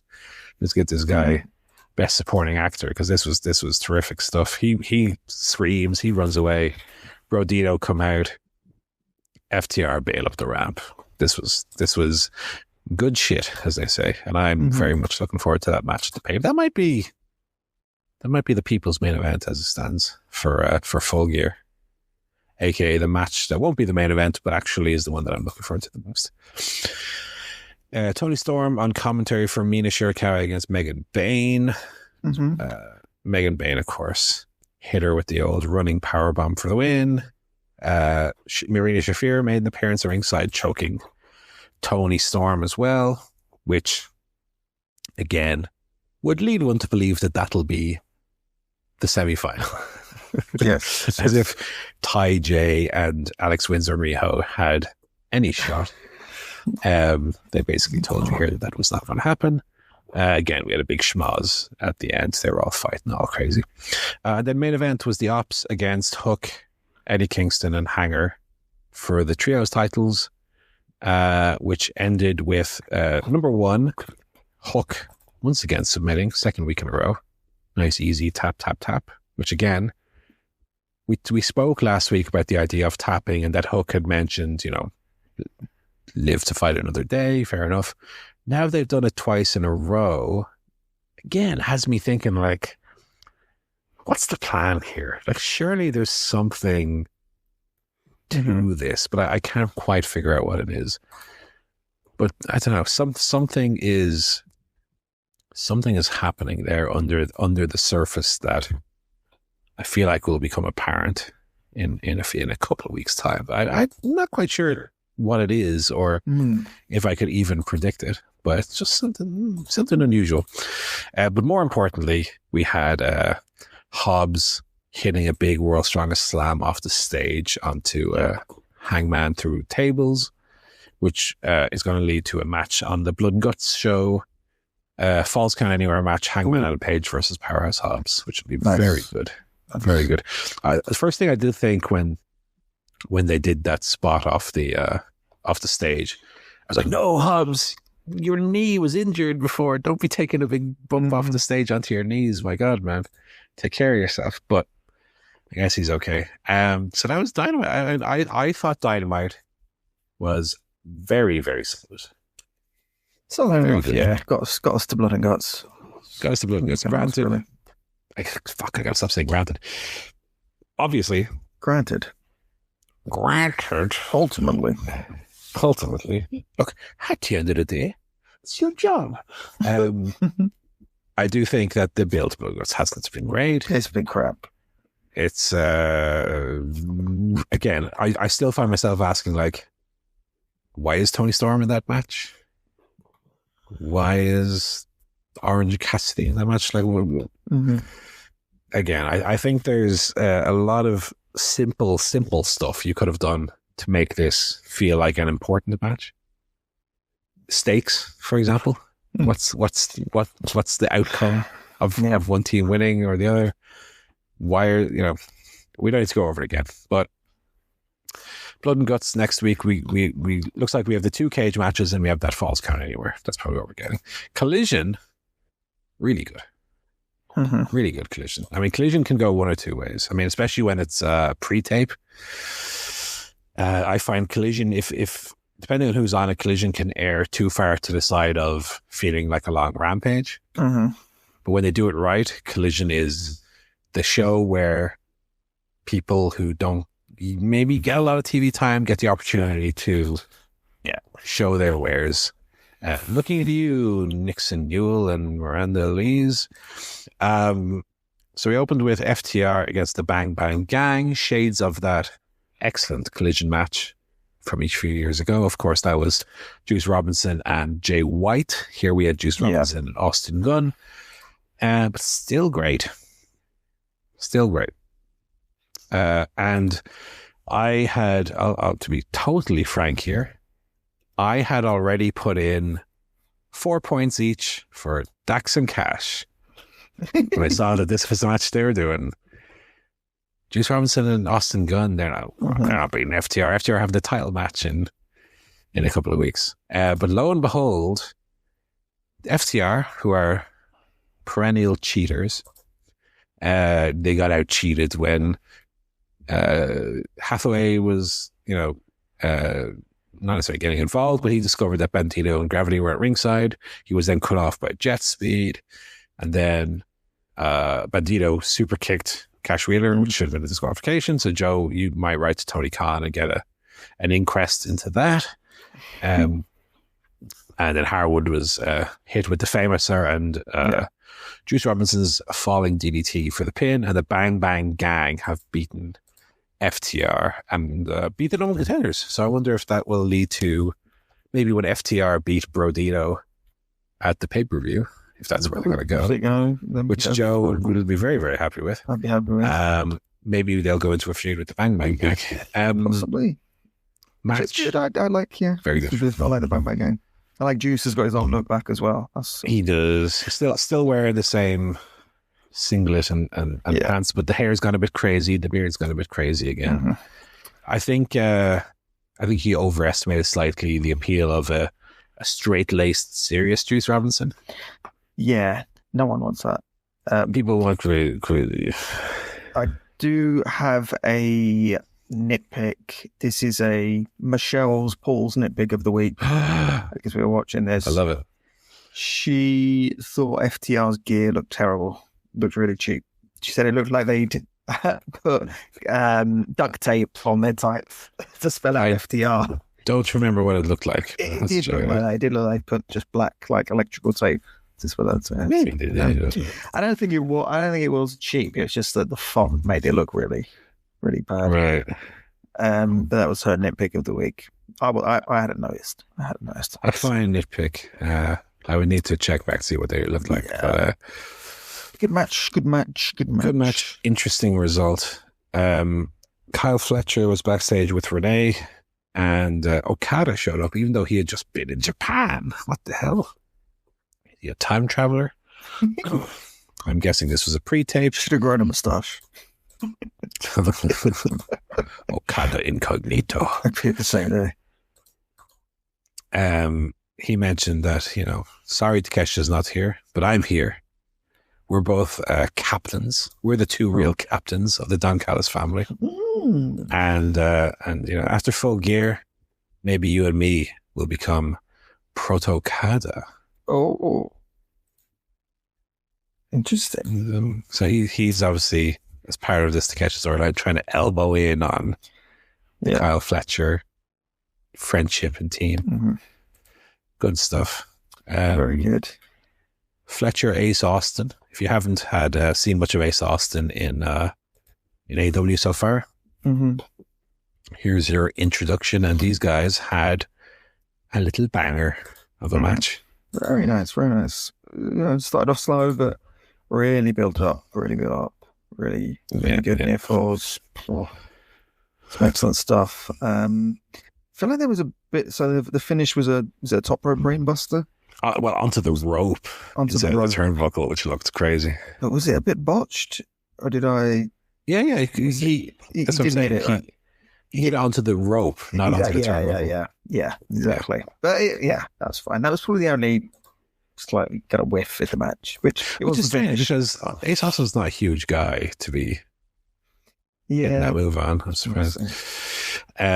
Really good stuff. I mean, let's get some more singles Ace Austin. Ace Austin, maybe not a bad shout for a little. And put him in the little run in the gauntlet and maybe a little future TNT run, maybe. I like Ace Austin a lot. I don't know, character and presentation wise, we need to see a bit more of him as a character, I feel like. But in ring, no complaints. I think being with the Bang Bang helps. Because they've got that personality, they're already established. So being in that stable kind of helps him a little bit while he fights his own thing. And I guess but I like him. Very good. Fletcher gets a win leading into Full Gear. We had some promos, Statlander, Moxley doing their thing. There's a funny bit where Pac said to Don Callis, you think we want a favor? I don't give a piss. Which is a phrase I've never heard before, to not give a piss. But, that was funny. TJ defeated Nixon. Wait, there's the records. Hyan and Maya World, who wrestled on the Ring of Honor show. So I'm guessing that's why they maybe did double duty here. This is the match that set the internet ablaze. Obviously, TJ won with gory special into a knee. There was some good looking stuff in here. I mean, look, I don't think Anna Jay and Ty Mello are necessarily among the cream of the crop in the women's division, but there was some stuff in here that looked very good. So I would say it was a pointless match. I think there was enough good stuff that kind of Hyan and Maya World, if anything, came away with a little bit more like, that wasn't the meaningless 3-minute match that maybe it could have been. Sky Blue Jamie Hayter, decent. Yeah, I skipped these next few matches at enough time, but this was decent. This was decent. Hayter hit obviously the haterade, but not the where she overhooks the arm. This was just a rainmaker, a big old stiff rainmaker she hit her with, and that's very good. Sky Blue, good. Sky Blue is someone who I think has progressed, certainly, over the last couple of months. She still doesn't quite have the... Who was I watching there where I was comparing her to? I was watching someone, was later on this show. Tekla. Tekla, I think, is the gold standard for people to aim towards. Your Sky Blues of the world, where she's just like completely at ease in the match and never looks like she's thinking, what's coming next? Where do I need to be? I need to walk to this spot, stop, turn, and run to hit the ropes. Do you know those like awkward mechanical moments? Yeah. I think Sky Blue is out of the deer in the headlights category that a lot of the newer men and women can find themselves in. But I don't think she's quite to the Tekla level of utter comfort in the ring and just feel completely natural in what they're doing. But I do think she's moving in the right direction. I think Jamie Hayter, actually, why did I not just use the Jamie Hayter as a point of comparison? Jamie Hayter, who's also to my mind in that elite level. Like, I think some of these men and women, but on the women's side, I think we've got quite a few now who are operating at a top level, which does kind of make it more difficult for the Ty Jays and the Sky Blue and the Julia Harts to see, okay, the level that we need to attain is higher than it's ever been, you know? So put the work in. That's what should be, in my mind, the threshold for TV in AEW, right? For people who are being signed, I get that you're signing a lot of people on potential, but if people are going to be put on TV, that's how good you need to be. You know what I mean? That goes for, again, I mean, we've talked endlessly about Hook and the likes. Again, there's a benchmark. If you're not at that benchmark, you're not ready. You know what I mean? Yeah. So I think AEW does need to be a little strict on that. Harley, Cameron, Tekla, then Jamie Hayter getting the win meant that was made it 1-1 in the series, and then Tekla did beat Harley, which meant that the heels have the advantage going into women's guts. Tekla looks very good, of course. Harley Cameron, another one who's working hard and is definitely, again, not there, but moving in the right direction. Harley Cameron also has the advantage over Sky Blue of just having personality in spades and can do everything from the point of view of character work. I would be surprised if we don't get a Harley Cameron like TBS run next year. Oh yeah. I mean, to me, that's what that title should be for. Well deserved, yeah. Well deserved. Jet Speed announced they're going to be in the Casino Gauntlet. Don't think either of them will be winning, and no points for Paul and the Mike Bailey. Stupid trade that was. The Acclaimed backstage. Get this, Joe. They're not going to be a team. They're probably going to have a tag match on the tailgate show. I don't care. But in things we do care about, announced for the tailgate show, Rocky Romero and Trent Beretta against Big Boom AJ and QT Marshall. Boom and Doom. Can I get 5 big booms for that? Boom. That 15 minutes of fame is dragging out a bit, isn't it? No. Every time that music hits, we bring the boom. I'm like not only jumping to my feet and cheering, I'm like tearing my shirt off like Hulk Hogan. I'm pumping my ear. I'm pumping my fists. Here we go. AJ. I think he should be the one to dethrone Kyle Fletcher. I will once again not be watching the tailgate, whatever it is, bro. Why not? I don't want to watch that shit. Rubbish. It's going to be rubbish. Definitely not. Okay, I think I'll watch it the next. I'm not going to stay up for full year. Well, I think there's a good chance that I'm going to start moving in that direction as well, unless it's like all in or like a proper big show. Only the big ones. I don't want to do these late nights anymore. But when there's no need to watch the pre-show if you're watching it the next day, so you can skip it. Maybe. I would still watch the pre-show the day of. I think I'd be more likely to stay up, watch the pre-show, and maybe watch the first hour or two of the pay-per-view, and then go to bed and finish it in the morning. I think it's more likely what I would do as opposed to not watch it at all. Sure.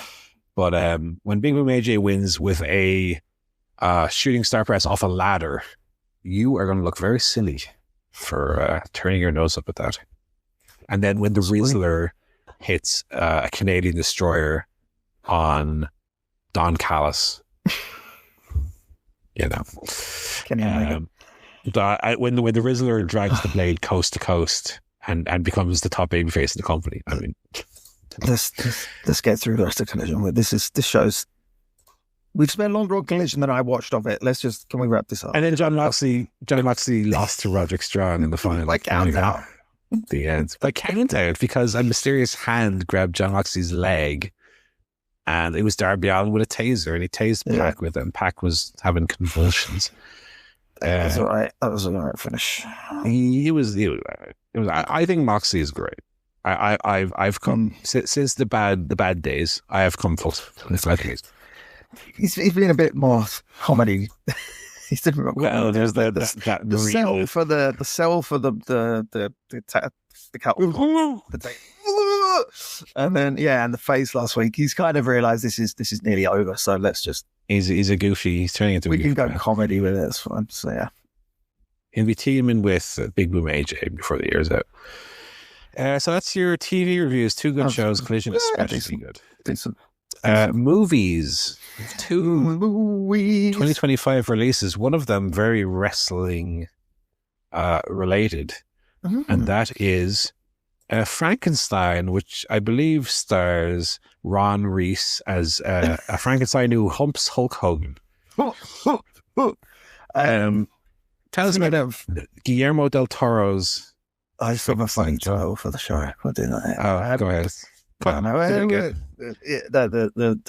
listeners will be loving that one. They'll have seen it already.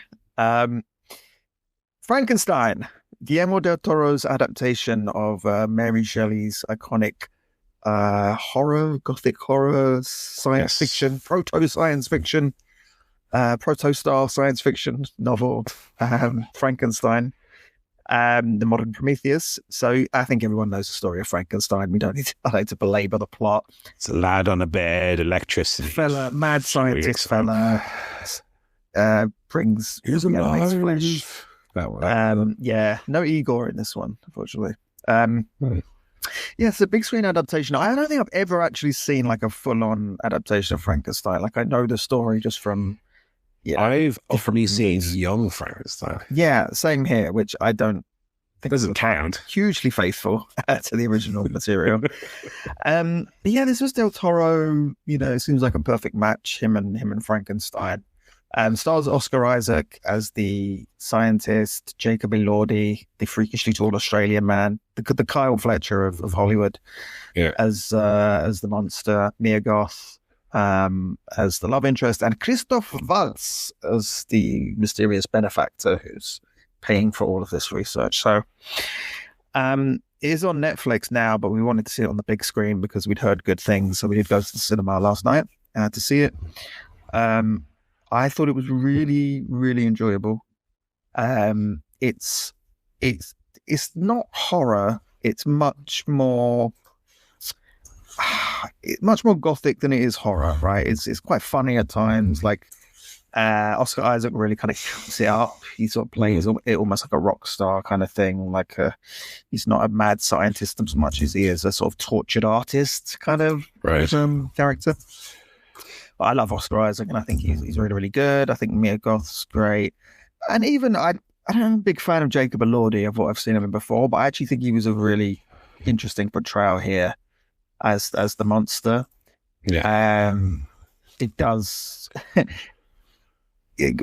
when the character first appears, he can't speak, and so you do get a little bit of that kind of thespian of like, I can't speak, I'm going to have to do very big sort of body language and movements and acting and things like that. Yes. And I actually preferred it, I think, once the character kind of evolved.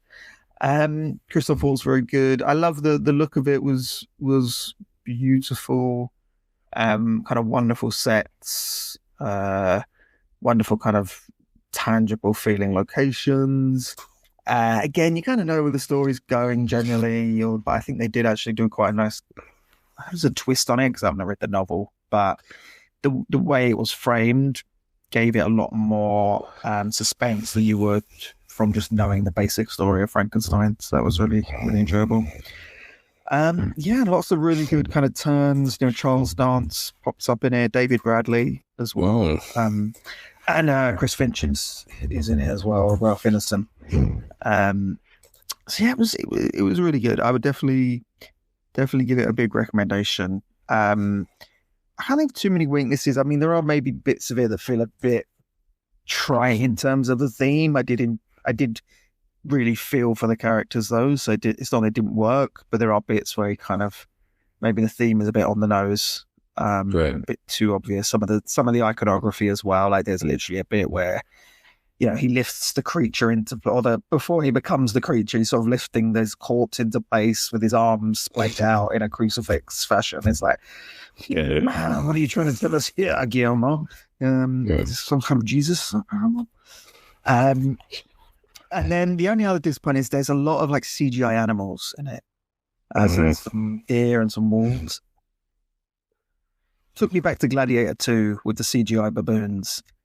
Right. I just cannot get on with the CGI animal thing. Like, as good as it is now compared to maybe, how it was years ago, I just do not want to see a CGI wolf kind of dancing about with humans. Like, I don't know. I'd rather it was like a puppet.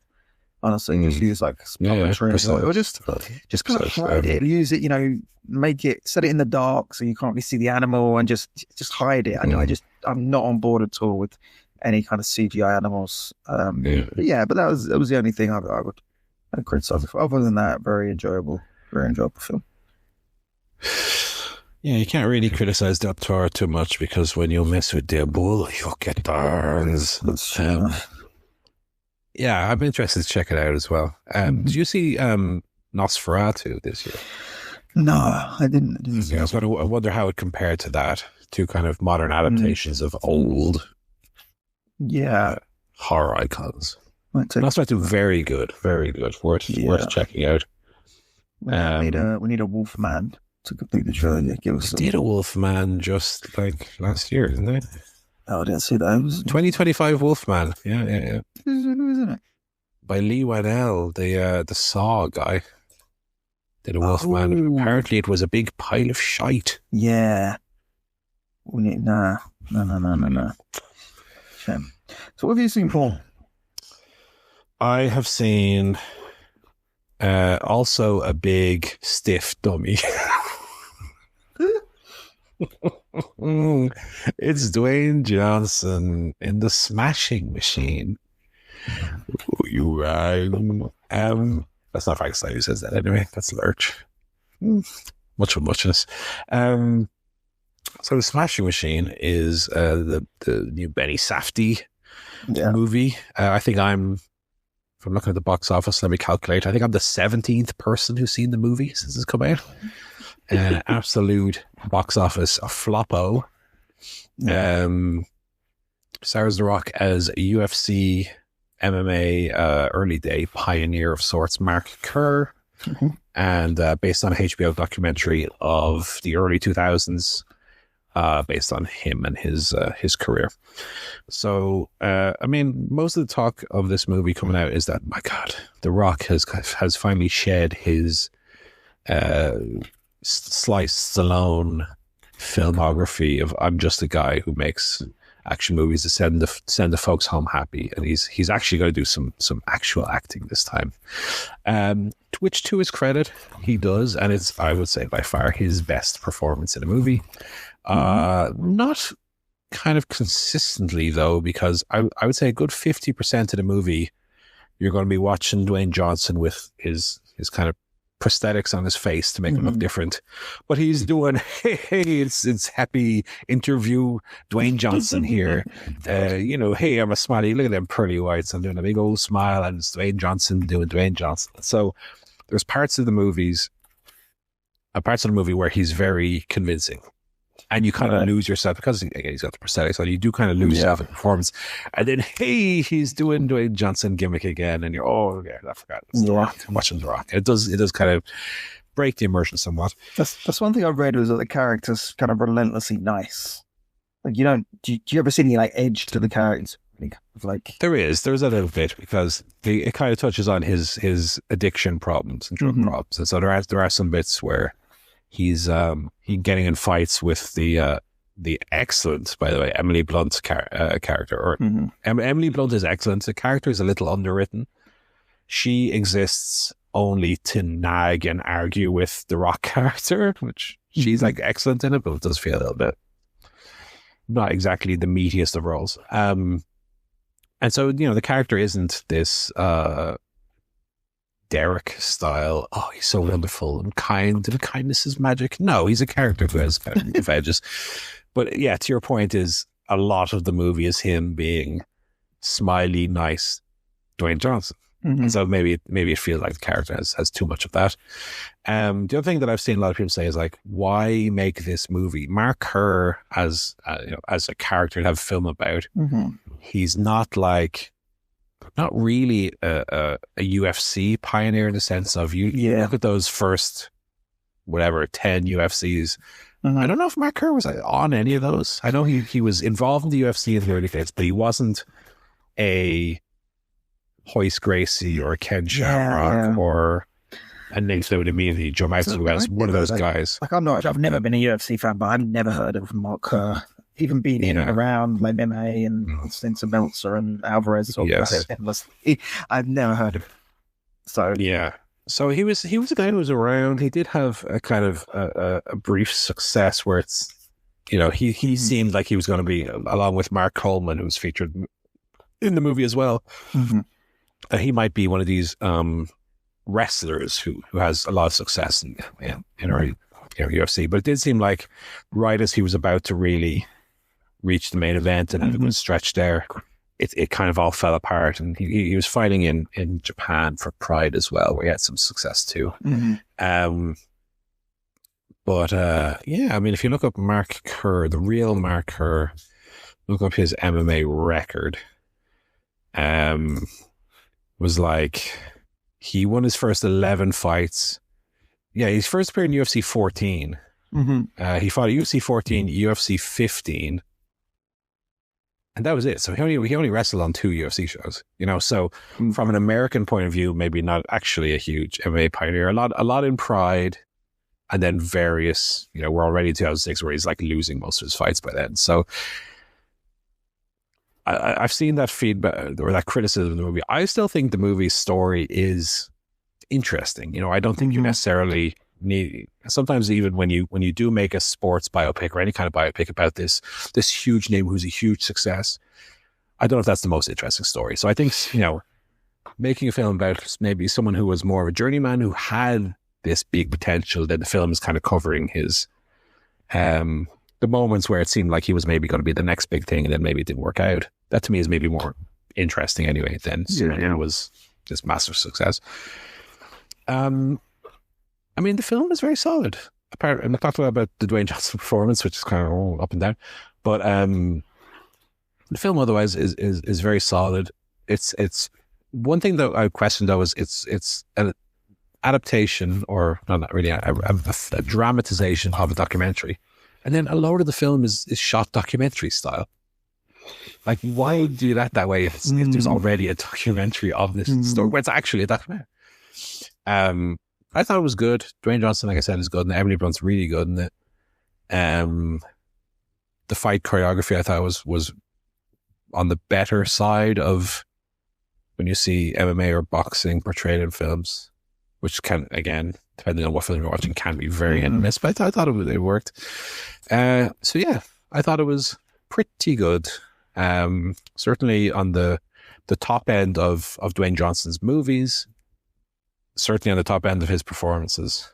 Not necessarily a film that I think will really endanger any of the Oscar nominations. I would be surprised if we see that anywhere, really. Mm-hmm. But it's a good, solid movie. I mean, it's not amazing. I think it's a good, solid 7 out of 10. Mm-hmm. With a fine rock performance in it. On the TV side, Chair Company, Taskmaster, I think both had good weeks. Yeah, Taskmaster, good. Was it a fun task with the kind of short films? The movie, yeah, that was. I mean, nice. I think the scoring on that was the only problem I had with it. 5 for everybody. Come on, some ones weren't as good as other ones. Yeah, no. It's a trick when there's a creative one. It's hard, but yeah, we don't do it. Yeah. Chair Company funny as well, I thought. I think they were both back to form after kind of 2 weaker weeks, that's it. Yeah, I'm still enjoying the Chair Company. I don't know if it's kind of lived up to those early episodes. Yeah, I think the first episode was still the best. Good, but yeah, I don't know. We'll see. We'll see how many episodes there are. Is it like a 10 episode or? 8, 9, or 10. I'm not sure on the exact number. That might be a bit too much. We'll see. We'll see if I can stretch it. South Park again. I did watch it, but what's the topic? South Park is bad now. Was the topic of the episode. I was like, "Yep, you're right, brother." And then it weirdly and very inorganically changed to like a cryptocurrency storyline. I don't know what these guys are doing, to be honest. This was a load of rubbish. And you know, when they're doing it well, we know we're bad. Yeah. And then the episode itself is bad. I mean, just to say it isn't, doesn't make it good then, that old thing. And then the main event of the evening. Have you watched or do you plan to check out Pluribus? Yeah, this is on Apple TV. Apple TV, it is on Apple TV. So I think we will watch it, but we might wait because we want to do Slow Horses as well. So I might not be watching it right away. Okay. Watch it. Maybe Christmas show. Be a good show to keep for Christmas. Yeah, I won't not spoil anything. I don't know what you know, but I went into this show 100% blind. I've heard little bits, but yeah, I did not know what it was about when I went into it. Yeah, it's really about like who's in it. I know it has the woman from Better Call Saul in it. Yeah, I guess I've not watched Better Call Saul, so I don't know. But I can confirm a woman is in it. Yes, and it's set in New Mexico. A blonde woman. That's about it. That's all I know. That's all right. We'll say no more than that. I'm going to try and avoid reading about it, and then yes. Yeah. I will say first 2 episodes are out. I liked it. I'm a bit surprised that everyone is falling about going, it's the best pilot ever. I thought I liked the second episode more than the first, honestly. By the time I finished the first episode, I was still a little unsure on what the show was exactly.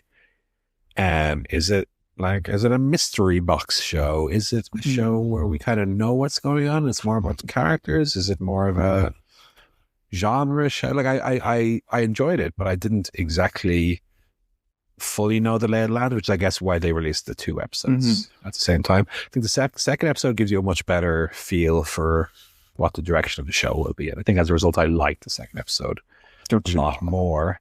I have some criticisms about it, specifically with how the main character is portrayed.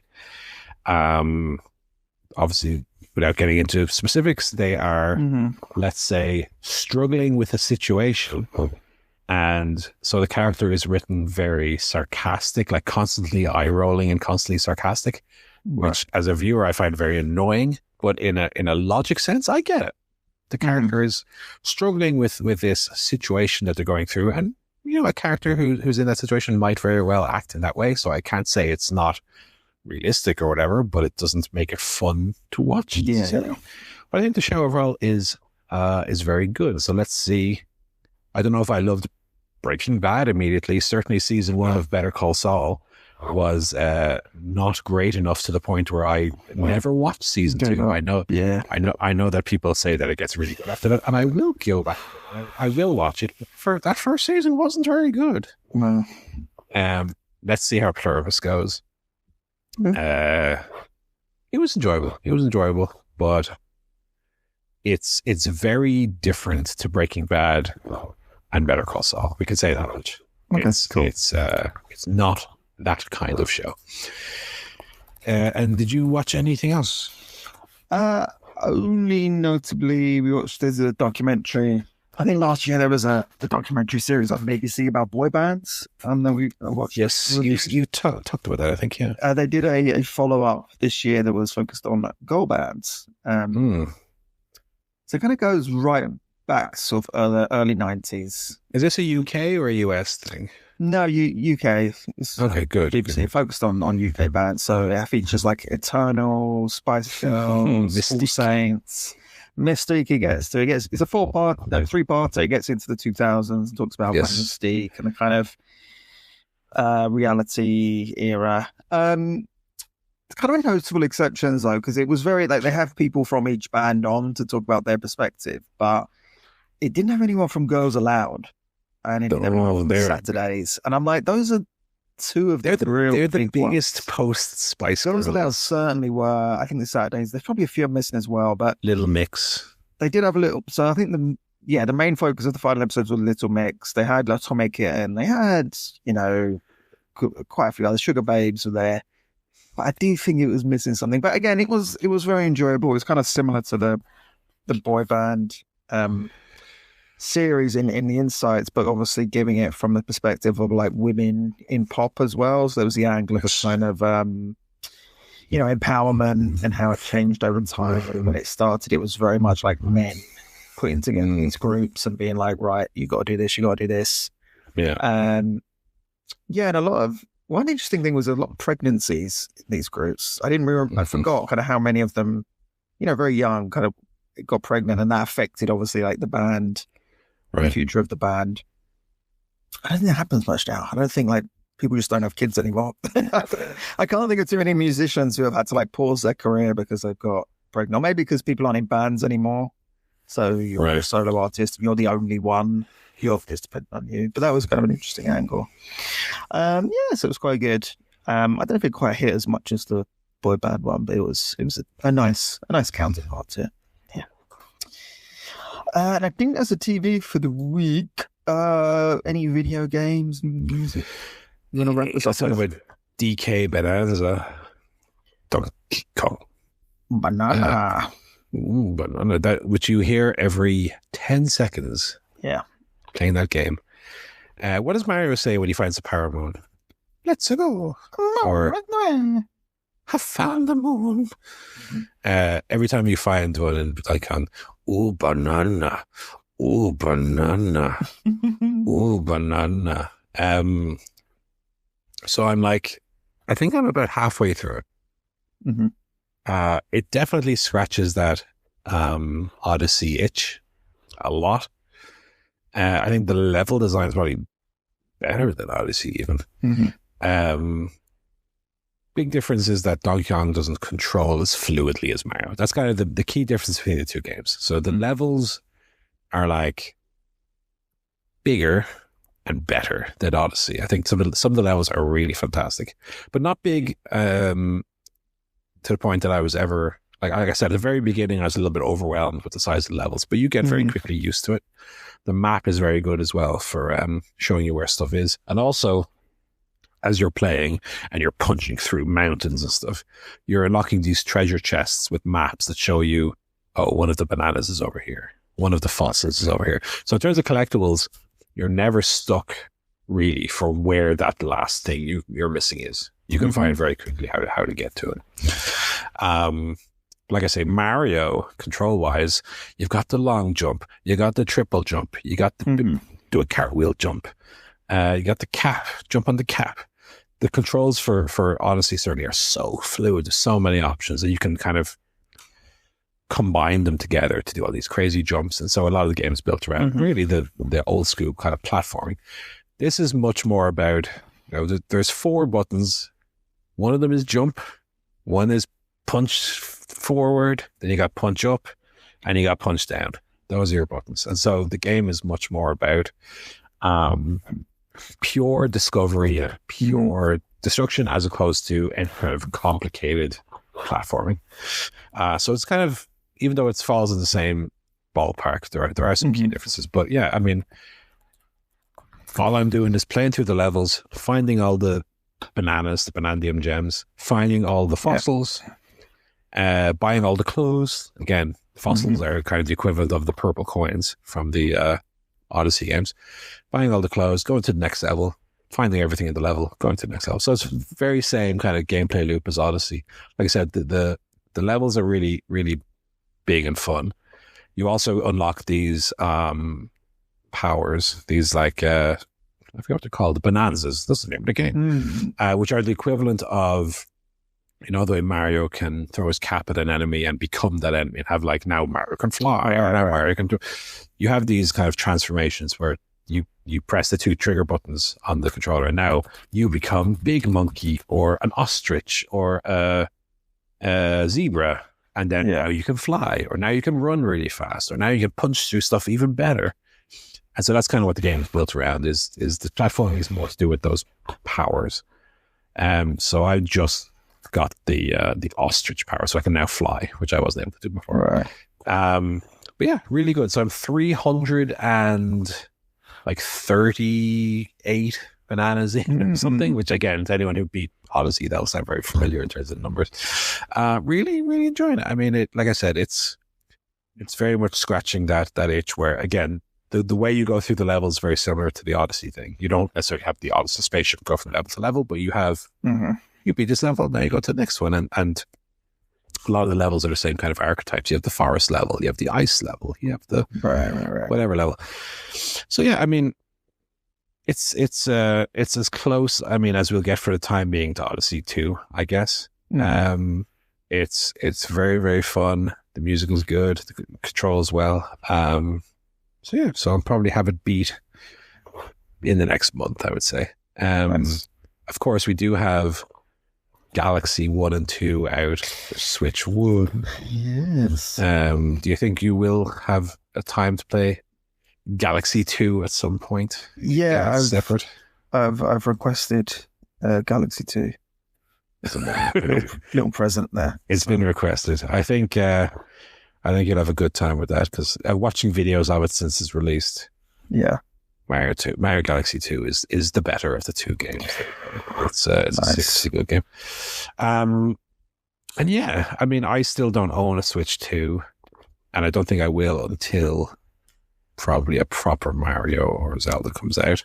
Yeah. Luckily, my brother has one, and that's why I'm able to play Donkey Kong. But one thing when a system like that comes out is, and this is kind of part of my reluctance to buy a PlayStation or a Switch, is why buy it now when you can buy it in 2 years' time? There's loads of games for it to play. Yes. So anyway, Donkey Kong Bananza anyway is very good, especially if you get a lend of it off someone who owns it and then play it for free. That's what I'm doing. Nice. And then finally, a book review, which you don't have too often. I finished reading Trigger Mortis by Anthony Horowitz, which is a James Bond book. It's not about Ian Fleming. Or like, it is Bond. It is James Bond. It's Bond. James Bond is in the book. He was approached by the Ian Fleming estate. 2013 or something to write a series of books. He wrote 3 of them. I thought it was very fun. It was, I guess the biggest compliment I can give it is I found it very easy as I was reading it to imagine that this was like a film. And I think it could be very easily adapted into a film. And it would be great. So he did 3 of them. So Trigger Mortis, which is absolutely excruciating. Yeah, I don't see that being the title. No. But yeah. Actually, nothing to do with a gun in world.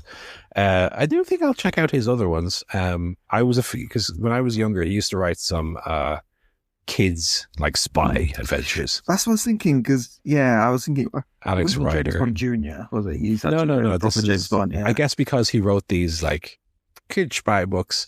Yeah. They were like, well, you want to try one for an adult or whatever. Mm-hmm. Honestly, it was very fun. It was much better than the. So I read one of his murder mystery books just a few weeks ago. I think this was more fun. I think he's better as a kind of adventure writer than a mystery writer. And like the bad guy had a fun James Bond-esque gimmick where he had like a deck of cards, and on each card had a different method of execution. Oh, very nice. So like, pick your card, Mr. Bond. Oh, I see you've picked the buried alive card. How very droll. So I was kind of into that. Yeah, it was very fun. It was very fun. So I will. He wrote 2 other ones. I don't think he's written any since. I will check those out. Yeah. Because I do like reading a little book from time to time. I did see that Power Slam are doing a compendium of Superstars of Wrestling, which is the pre-Power Slam the original magazine. Okay. They're going to do the 6 issues from 1994 before it became Power Slam. Right. So I might pick that up as someone who never read Superstars of Wrestling, just to see what it was like. I am still waiting for that 1997 yearbook, because in terms of those yearbooks they brought out, they're up to the end of 96 now. Yeah. So it's right about to start getting good. Interesting. So I do want them to bring that out as well. But that's all the book for me. Cool. That's gonna do it for the week. Another packed show full of reviews and insight. God damn it, the best goddamn wrestling insight you'll find. How long did we go, Joe? 2 hours? Well, I want to do 5. Is that okay? And if it's not, I'm walking. Well, you're the real star here, so you know. Maybe it's kind of. This is why Barry didn't show up, because we said, Barry, we can only do 2 hours this week. He was like, "Oh, that's hard for me. I only do 3." That's when you see Barry's Blue Sky posts about how he's got so much to say. He's like, yeah, all right. Yeah, you'll find out. Yeah. And that is going to do us. So thank you for joining us. Don't forget, you can email us. Just bung us a little email, ChairShotPodcast.com. Select one of the hosts and throw it over. Or you can email ChairShotPodcast@gmail.com. That also works. Glad to hear from you. You can follow us. We're not really on social media that much. Blue Sky, ChairShot. I haven't been posting. I'm Paul Griffin on Blue Sky. If I have any you can follow Paul. Post the episode is broken, that's where I'll post. Yeah, and also I put my movie reviews on there. So we might do something with social media, but it's a bit of a chore these days, to be honest.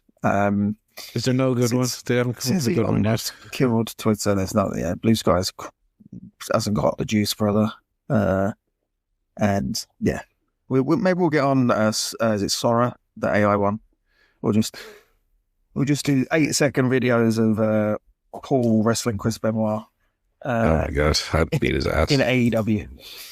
Oh, but that's it. We'll be back next week, and hopefully Barry will have unwedged himself from the avalanche of Monster Energy cans. The Thunder, and he'll be back with us hosting the show. But until then, thank you for joining us. Goodbye, and enjoy later. Guts. Enjoy bloody.